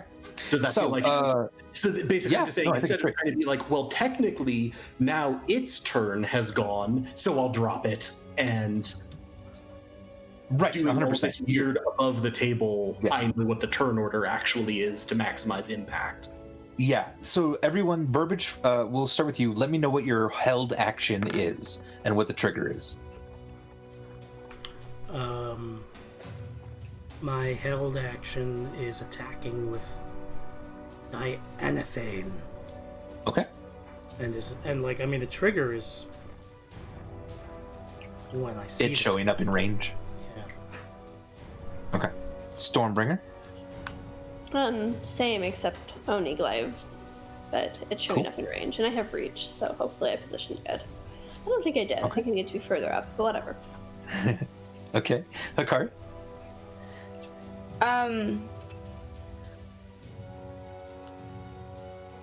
Would I be able to do Dawn again? Yeah. I don't think you can hold a spell. Okay. So I'll just attack with my sword. Okay. So your sword, if it's in range, yep, cool. Mm-hmm. All right. And then at the beginning of Charity's turn, you'll drop the spell, correct? And then we will proceed from there. Yep, and then we'll just have them go, because I would say they go before me on my turn, because their triggers all go off. I would agree. Yeah. I really can't hold a spell. You can hold a spell, not for concentration. No, like as a reaction. I don't think you can. I think there are special feats you can take that allow you to do that as an opportunity attack or something. Okay. There is where it showed up. So Stormbringer and Burbage both. Your actions go. Shit. No allies are adjacent to him. That sucks. 21 hits. Ooh, a 15 does not quite hit Burbage. 16 damage. All right. You hear it scream in pain as it immediately pops into existence. Its eyes focus on the things around it. Burbage, you were hoping it would just be one square over. Its positioning gets you off just a little bit, and you swing. As you swing, its massive hand just kind of slaps the sword away for a second, and you don't do any damage. But Stormbringer, you do carve into it, and then it screams again. I just realized the window's open when I keep making that horrible noise. And the goat impression. And the goat impression. Okay, those are the triggers, and then Charity. So I'm going to spiritual weapon, move up and attack it. All right. Bonus action for that. I assume a 22 hits. Yes, it does. 12. Okay, 12. And then the dead are tolling. Roll better. Thank you. It's much better. Wow. It's a Constitution? Wisdom. Wisdom. It's in your mind. It rolled a 13. That's not good enough. 29 necrotic. And it's already been hurt. Excellent. Yeah, you see it just scratch almost at its ears, trying to stop the noise from happening. All right, everyone, we prepared for this. Ferris, you keep keeping on. All right. It immediately looks down at you, Burbage, and begins to swing.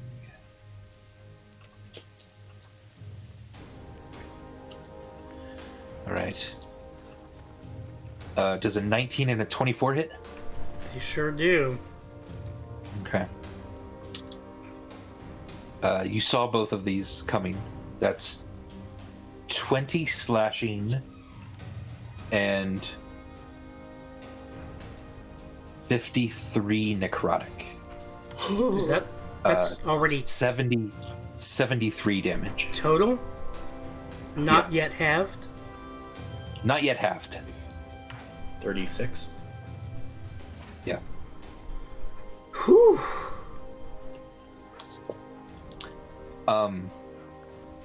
And then Stormbringer, Charity, and Burbage, please make Constitution saving throws. Wait, Charity?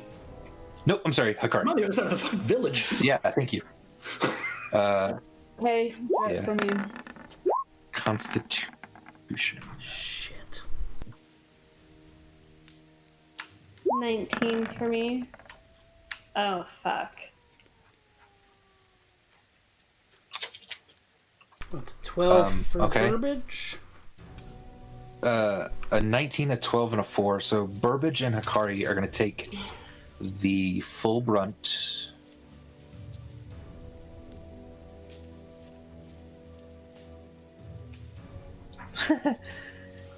Of this much damage. So 38.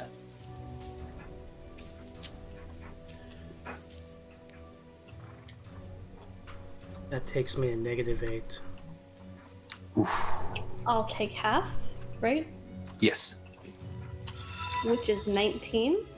Hakari, this is what you're at? Mm-hmm. Okay. Oh, thanks for the subscription, people. Oof. We need it. Thank you for the support. Okay, Jose, thank you for the subs. We appreciate that. As this just arcane black energy spreads out among you, you see the tree next to it even start to shrivel. The leaves immediately start to kind of fall slowly around it. It's killing everything just around it. And it's now turned toward Burbage, and it's starting to open up its ribs. Akari, your turn. Can I get an attack of opportunity when it does that? No, it's not really moving. Just the ribs. Just the ribs. What's the either prayer of healing or mass healing word or whatever? Yeah. So One that would help the most people, including myself. Mass Cure Wounds is a range of 60 feet. And it would be up to 6 creatures. Okay. In a 30-foot square radius. How much? 3d8 Okay. would go up. You want So we should do it.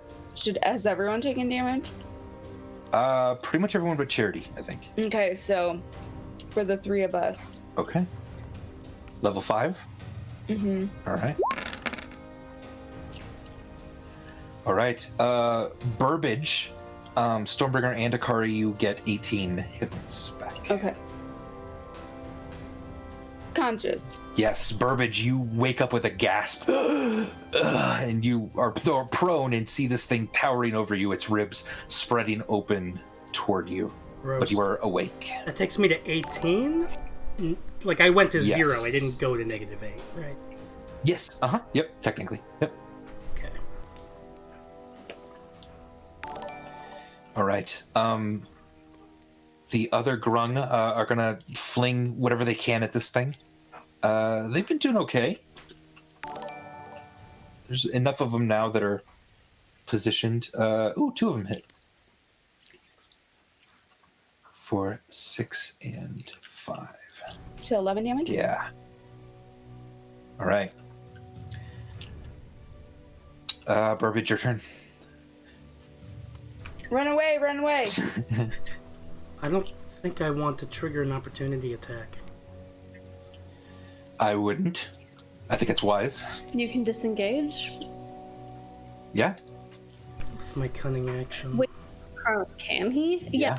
If you disengage while prone. Oh, rogue. Yeah. But I'm gonna attack him first with the Dianatheme. Well, you have to stand up first. Unless you want to attack from the ground, but that would be disadvantage, I'd say.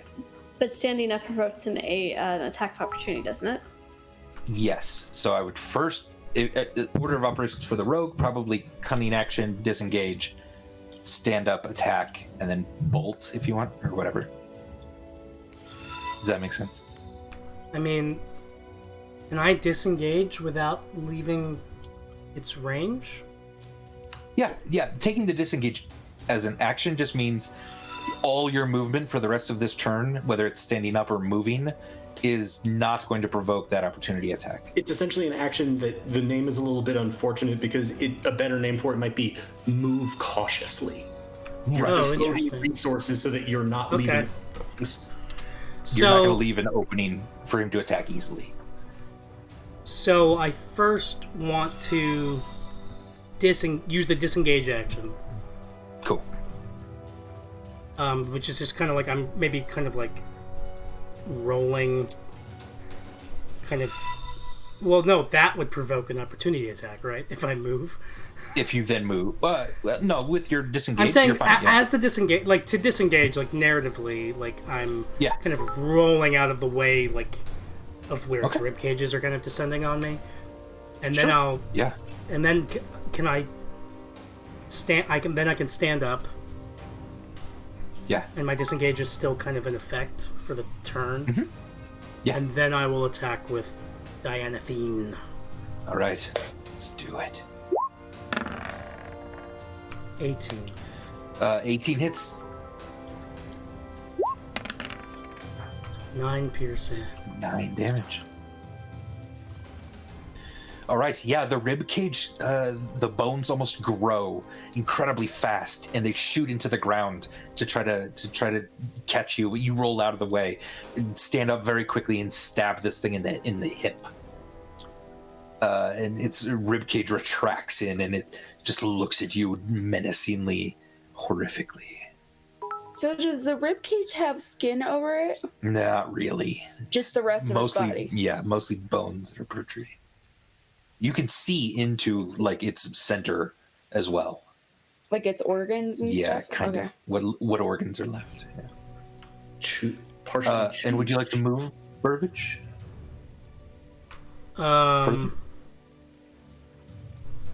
Probably. That was yeah. 15 feet of movement to stand up and roll 20. So I get 15 more feet. My 30 feet yeah. speed. And Yep. I can and again that disengage is an effect. I can back away from this thing. Yeah, you can back away from this thing. Yeah. Yeah, I think I will go 5, 10, and then corner around, go down behind Stormbringer. Okay. All right. Stormbringer, your turn. Hey, you motherfucker! Don't try to fucking eat my friend with your ribs! I said that was rude before! Rage back on. Gotcha. And so it needs to make a DC 17 dex save. Okay. The re-ragening. The re-ragening. Thank you for the gifted tier 1 subs, Sam. Got those a little bit ago, and Tibby Taboo. And thank you, Tibby, for the donations, and just a spoonful of Stardust for the donations. Awesome. Thanks, guys. This is a tough fight. So thanks for the support. We appreciate it. He rolled a 16. So he will take 7 again, lightning damage. Okay. Okay. And I know I don't have to move in because I have reach. Actually, yeah, I'm not gonna move in. Okay. I feel like it's harder for him to get to Burbage with me directly in front of Burbage. Also true. And Owning Glaive. And carve the undead.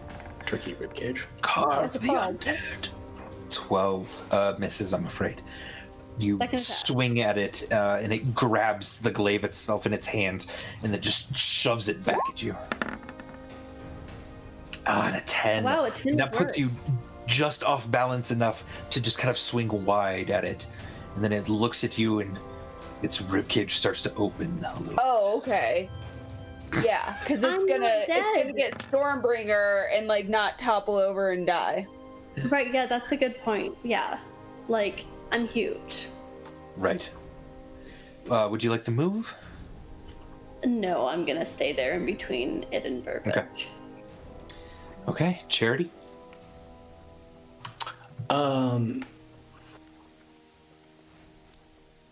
Charity's gonna sort of walk forward and be like, "Thank you for the reminder, Burbage.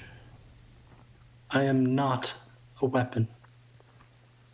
I am the light and the flame, and my family's healer." And at that, I am going to twin cast heal onto Burbage and Hikari. Okay. Gain 70. That's intense. Wow. You were darkness and death. I am light and life. Now go to hell. Burbage is back in the game with that, hopefully. And bonus action, spiritual weapon's gonna try to carve it. 24? Let's do it.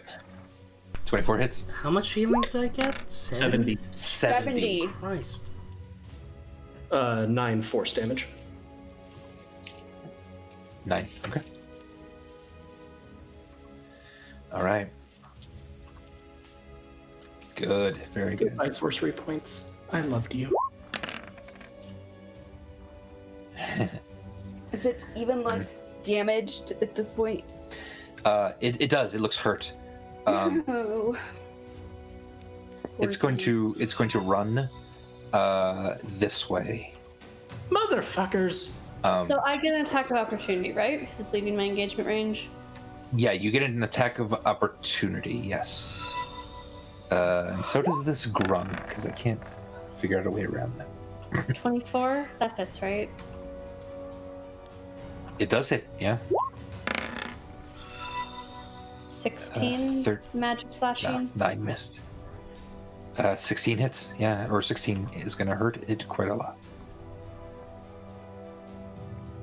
All right. It immediately starts swinging at the grung around here. Fucking rude! What a fucking asshole. It slices this one in half, and this one it stabs and immediately just grabs it and shoves it into its chest. This is making me so fucking mad. And you see this black energy being sucked from the ribcage from this grung, and it starts to heal a little bit again. You should have just packed everyone back into the cabin. It's looking around at the different dead around here as well. Hikari, your turn. Can I cast Dawn again, or do I usually use my spell slot? No, I think you can. Yeah.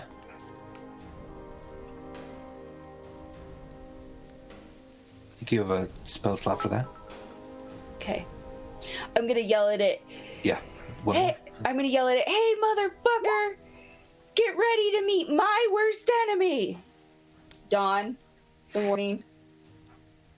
I turned over and go, Dawn, the morning. Like David Brent, and like adjust. Yeah, my that's awesome. Jeez. Yeah, I get. So you position it further back here, so that you're not killing anything that isn't already dead. And it needs to make a Constitution saving throw. God damn it. God damn it. God damn it, I will fucking kill you if you make this Constitution. It rolled an 8. Thank So you. it takes the full brunt.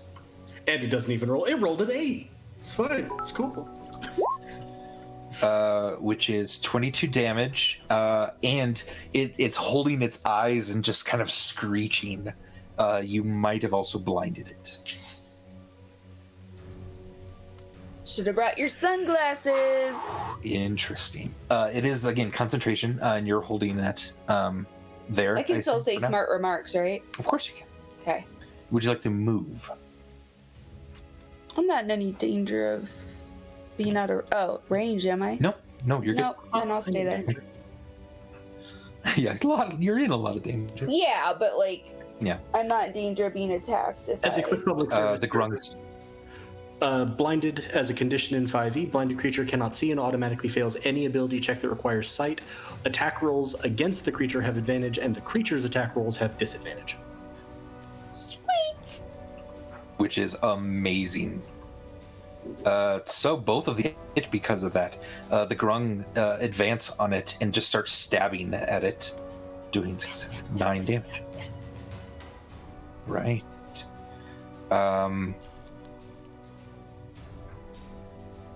Yep. These are going to kind of move up. We're gonna say that one's going to move up too. What you got, grung? Not a sense of self-preservation. Oh no. The advantage absolutely hits. 4 more damage. All right. Well done, grung. All right. So they immediately pounce on this thing, not sensing a bit of weakness, and just start stabbing at its lower, haunches. Burbage, your turn. Burbage has been healed by his friend and brother Charity. He's gonna run up to this thing. Okay. And he is going to attack it with Dianathine. All right. 30 hits. Jeez. This is the first time we've actually had 30s as attack. 9 piercing. And I'm using sneak attack because there are some grung next to it. And it's blind. I mean, you can roll again because you have advantage on the attack. Oh, so 30. close. So close. But certainly, yeah. So the 9 hits, and then I'm using sneak attack. And I get an extra d6 with that sneak attack because it's Dianathine. The blade is so sharp that it just cuts through the air so quickly. No resistance. 18 So, total 18 sneak damage. attack. Plus the 9? 9, yeah, 27. Yeah.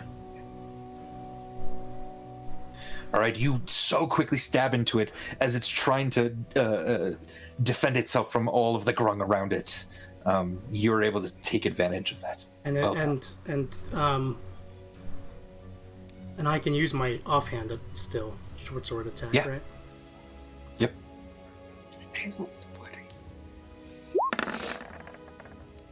24. 24 hits. 1. All right. Hey, it all adds up. Hey! McRibcage monster! You're disgusting. Nobody likes you.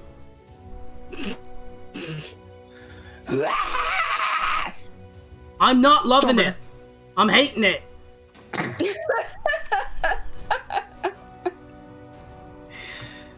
I just like that you've accidentally, or not accidentally, but sort of stumbled into making this thing be the personified mascot in the way that Japanese companies do for the McRib.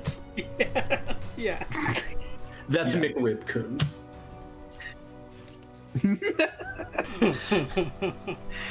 Which feels about right. It's not super off.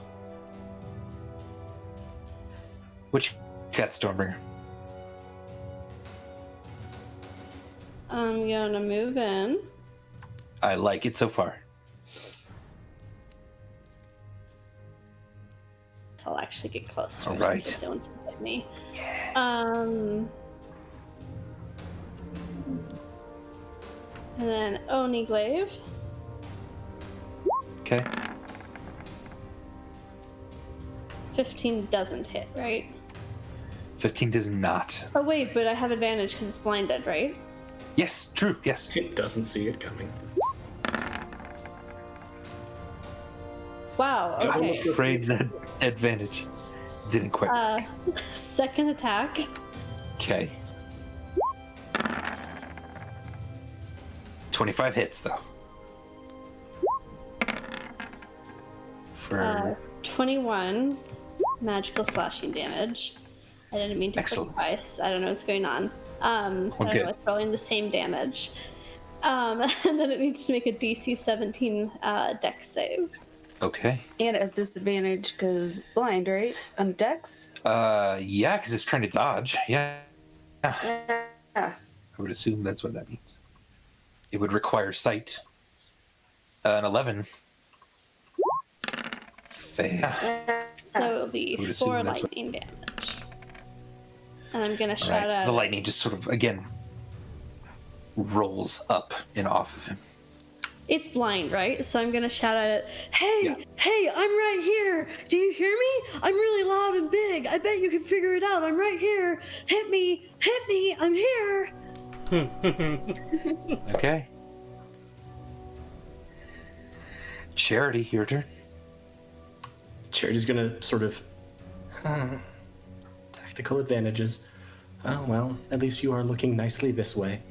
The feathers of flame that reform Charity's right horn are gonna sort of peel off to the side, and then Yeah. 3 of them are gonna lance out at Okay. Yeah. 1, 2, 30, 27 hits. 23 hits.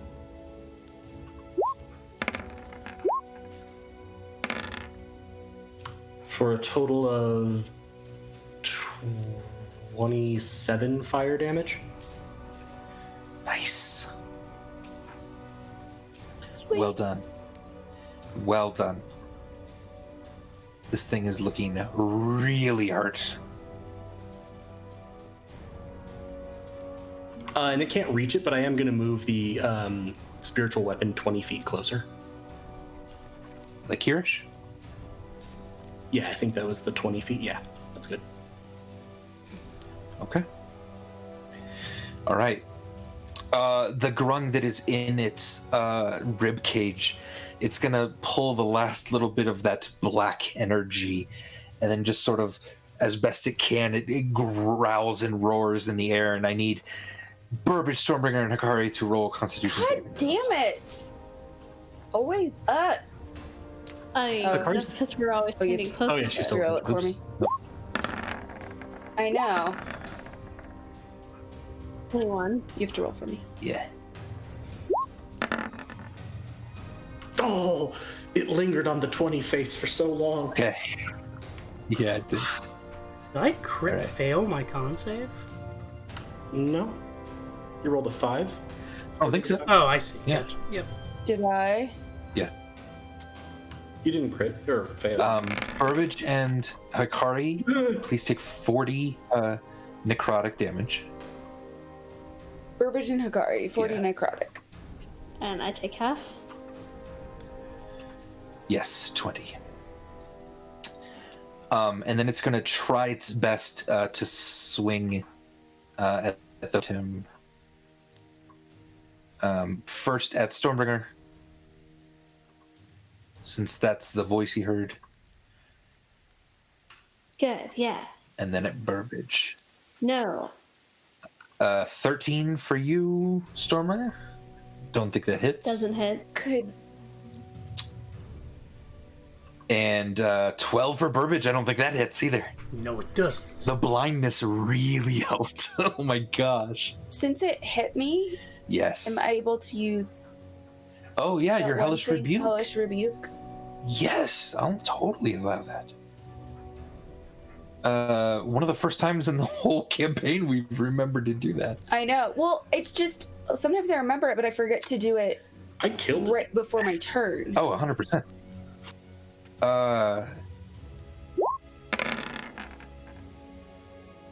It's fire, I think. It is fire, and he has Still. to roll a dex save. Which is disadvantage because he's blind. Oh, that's true. That's true.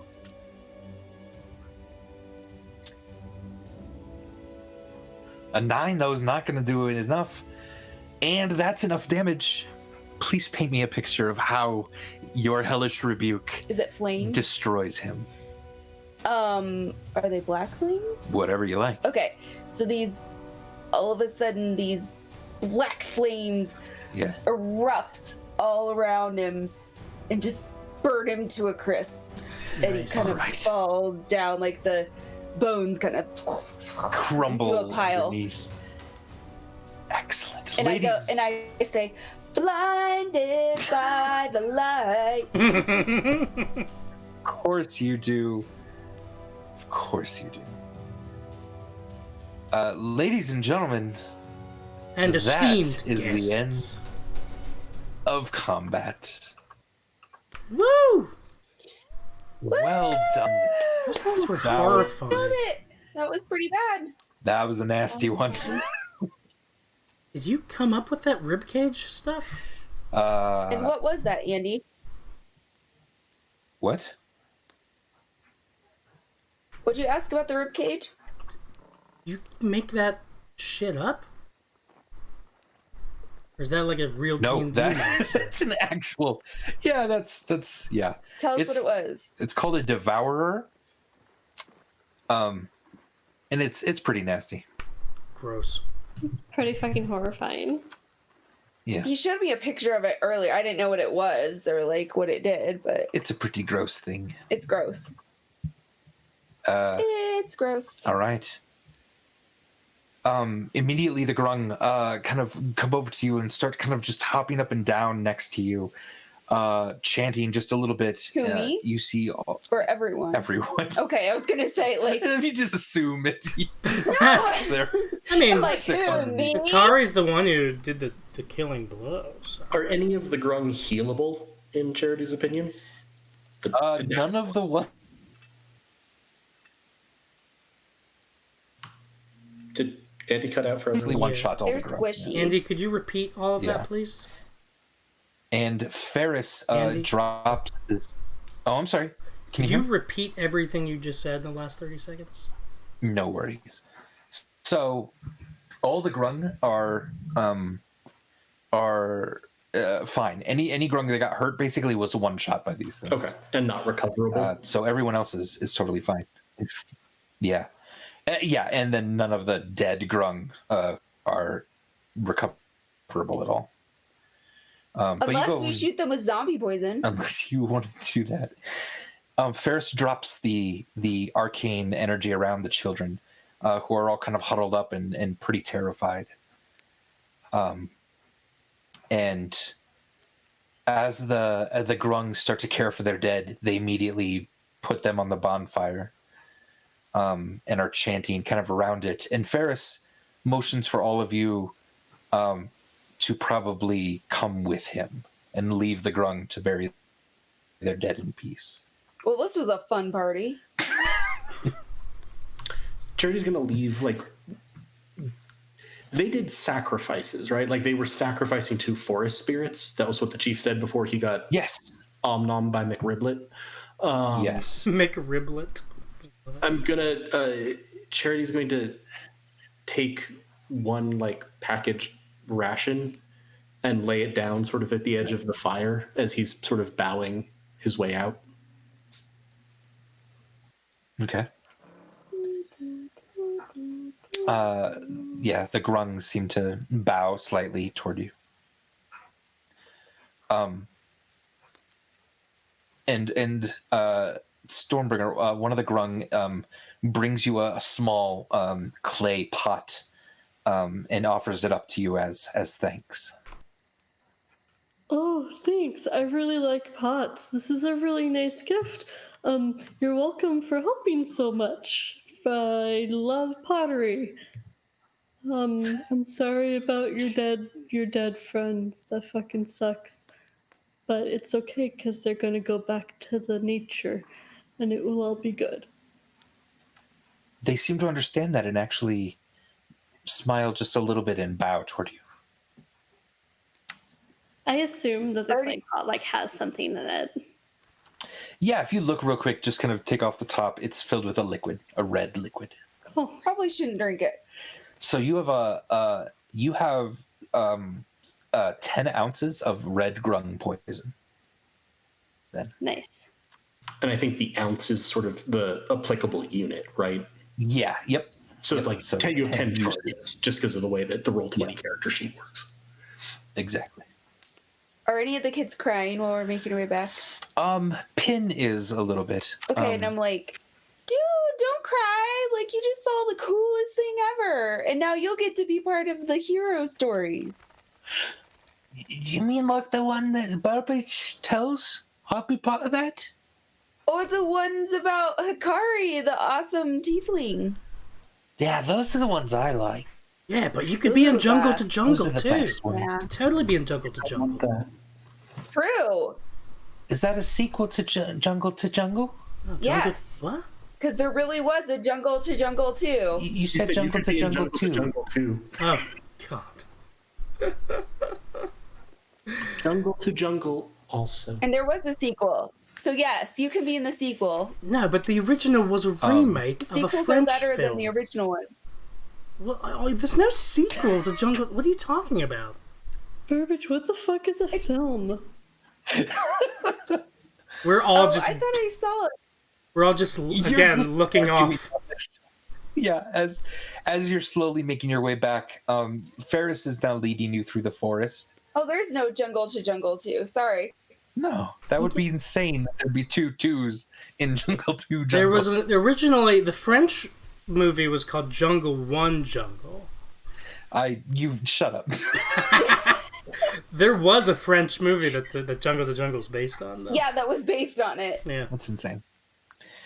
Obviously, you're not going to go back down by serpent because you don't want to mess with that. I assume, right? No one wants to try to tame a serpent tonight. Why do we need to A river, tame them? a river serpent. I thought it was already tame.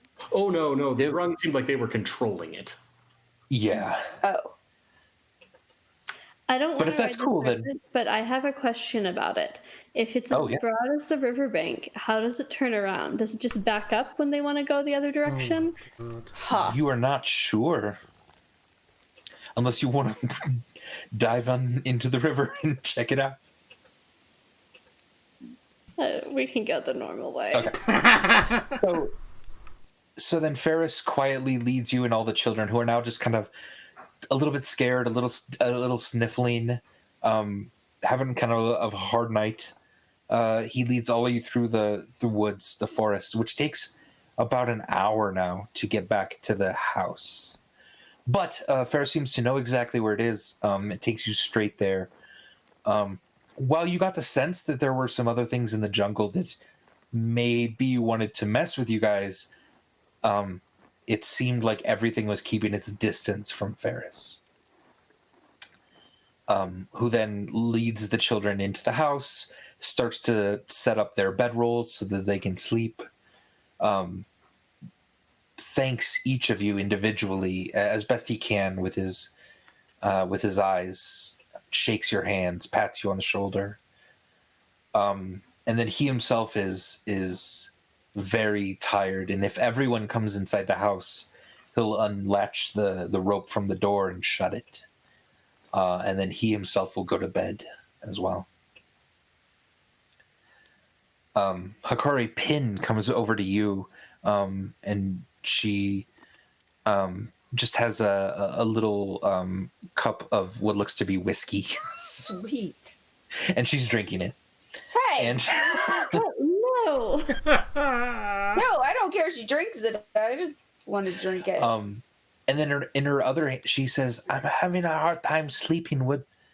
Can I show you something? I guess. Is it whiskey? I got whiskey if you want." Okay, I need some whiskey to look at it. Okay.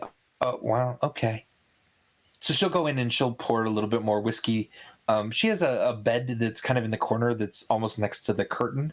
And so she sort of pulled the curtain out from the wall a little bit and made just a little like nice area for herself. Okay. And in this, she has like a small kind of strong box, it almost looks like.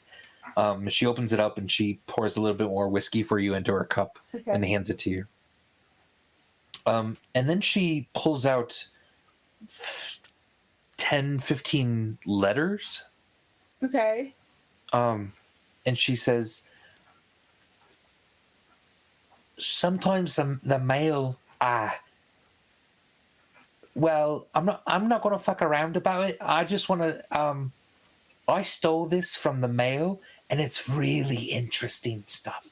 Do you want to read me some of them? Yeah. So I can go to bed. Okay. I want to read stolen mail. Okay. Is there any like birthday cards or like Christmas, like some money in it? Nope. There's like a few scrolls. There's just a few letters. Okay. Are you looking for anything, or are you just kind of randomly picking something? I'll just randomly pick something. Okay. So you I'm randomly... trying to find an interesting one. Yeah. Yeah, an interesting one. There's a poem that's sort of interesting. There's no like sorted love letters or anything. No. And in fact, something about it feels familiar. You read one of the poems and it says... It's so late at night for it to feel familiar while I'm tired from this battle and... And it says... I submit for your approval of publication in the Penk Library Journal of Bovalian Humanoid Studies these 2 poems. If there is an overwhelming sense of sadness or longing about them, I do apologize. Missy has been gone a year now.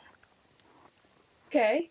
And it is by Samson, the lizard poet of Diefield. Okay. And he had written down the poems that he said the night everyone left Diefield that was celebrating in the tavern. He stood up and had a few poems about mistresses and about the Emerald Falls, and he had then written them down and seemingly submitted them for publication. Though it seems like that letter never got there. Okay. Okay. So you read then the poems to the little girl Pin, and her eyes become very heavy, and she begins to drift off to sleep. And you start looking through the rest of the letters. After getting more whiskey, because... After stealing a little bit more whiskey from this child, you monster. Yeah, this child who's a chronic alcoholic. Yeah, children should not have whiskey. I'm not saying that. I'm just saying that I'm helping her by getting rid of a little of her stash. I'm sure this is Hakari speaking and not Darcy. That's what we'll listen. That's what it is. All right. Okay. And do the rest of you then go to bed yourselves? Do we feel like we would need to keep watch in case of more devourers? You're pretty exhausted, but if you want to keep watch, that is up to you. Elves that can I might do 4 hours that of would be nice. meditation. keep watch generally. Yeah, I can. I mean, I can Okay. do a thing as long as we get the full rest. Yeah, we can Yeah. take turns. Given that they had brought me those envelopes, if I saw the letters, Charity might flip through them. Since I did kind of wonder why someone brought me a sheaf of envelopes. I am putting all of them in your handouts at the moment. There's 10 of them. We won't deal with them right now. So, yeah, we won't deal with them tonight. But you, as players, can look through them at your leisure. That's all I was saying. Is Yes, we've been in a big fight and it's late and we haven't had a rest. 100%. And Darcy's tired too. You can all look through them at your leisure. So, watches go off. Nothing seems to happen. It appears like the jungle itself is again, it's cautious and very respectful of Ferris. Nothing seems to bother you throughout the rest of the night. And if you want, you can go all the way to morning. Yep. Okay. Would someone like to open the door? Sure. All right, Hakari, you open the door. Mm-hmm. Yes. Let me see where you are.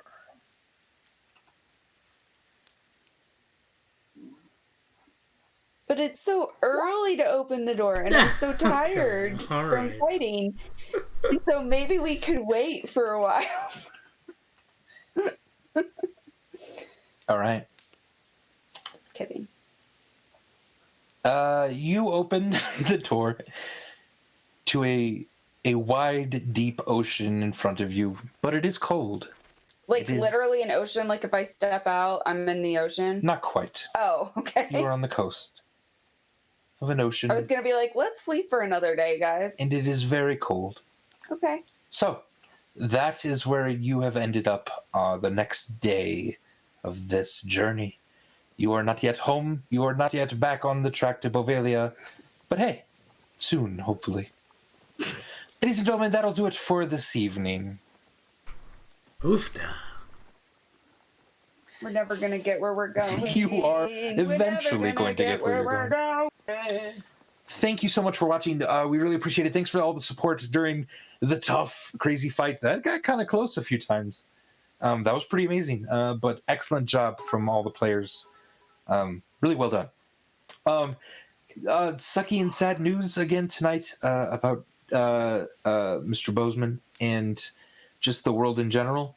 Hang in there, everyone. 2020. Who's gonna be Black Panther now? I don't know. I mean, not that like he's not a person with a family, but still, that makes me so freaking sad. Like the first Black superhero dies of colon cancer before there's a sequel. The character's sister should be able to take over, right? I forget her name. What is it? There you go. There you go. That Okay, would I be guess that'd be pretty good. But I'm just really sad. Um, Not just because of Black Panther, obviously. Yeah. Sad. Just in general, everyone, hey, take care of yourselves. If you can, be with friends, play some games, recharge your batteries, because this world kind of needs a lot of our energy right now. So, hey, we love you so much. We thank you so much for hanging out with us. We hope we were able to smile a little bit tonight, and that'll make us feel good if we could do that for you. We're going to be back next week with more playtesting and Spire on next Thursday and Tier again next Friday, and then we'll be back with Fates of Ryn in 2 weeks. So from all of us on Goats and Dragons, we thank you. We love you so much. Hang in there, everyone, and we'll see you next time. Bye, you guys.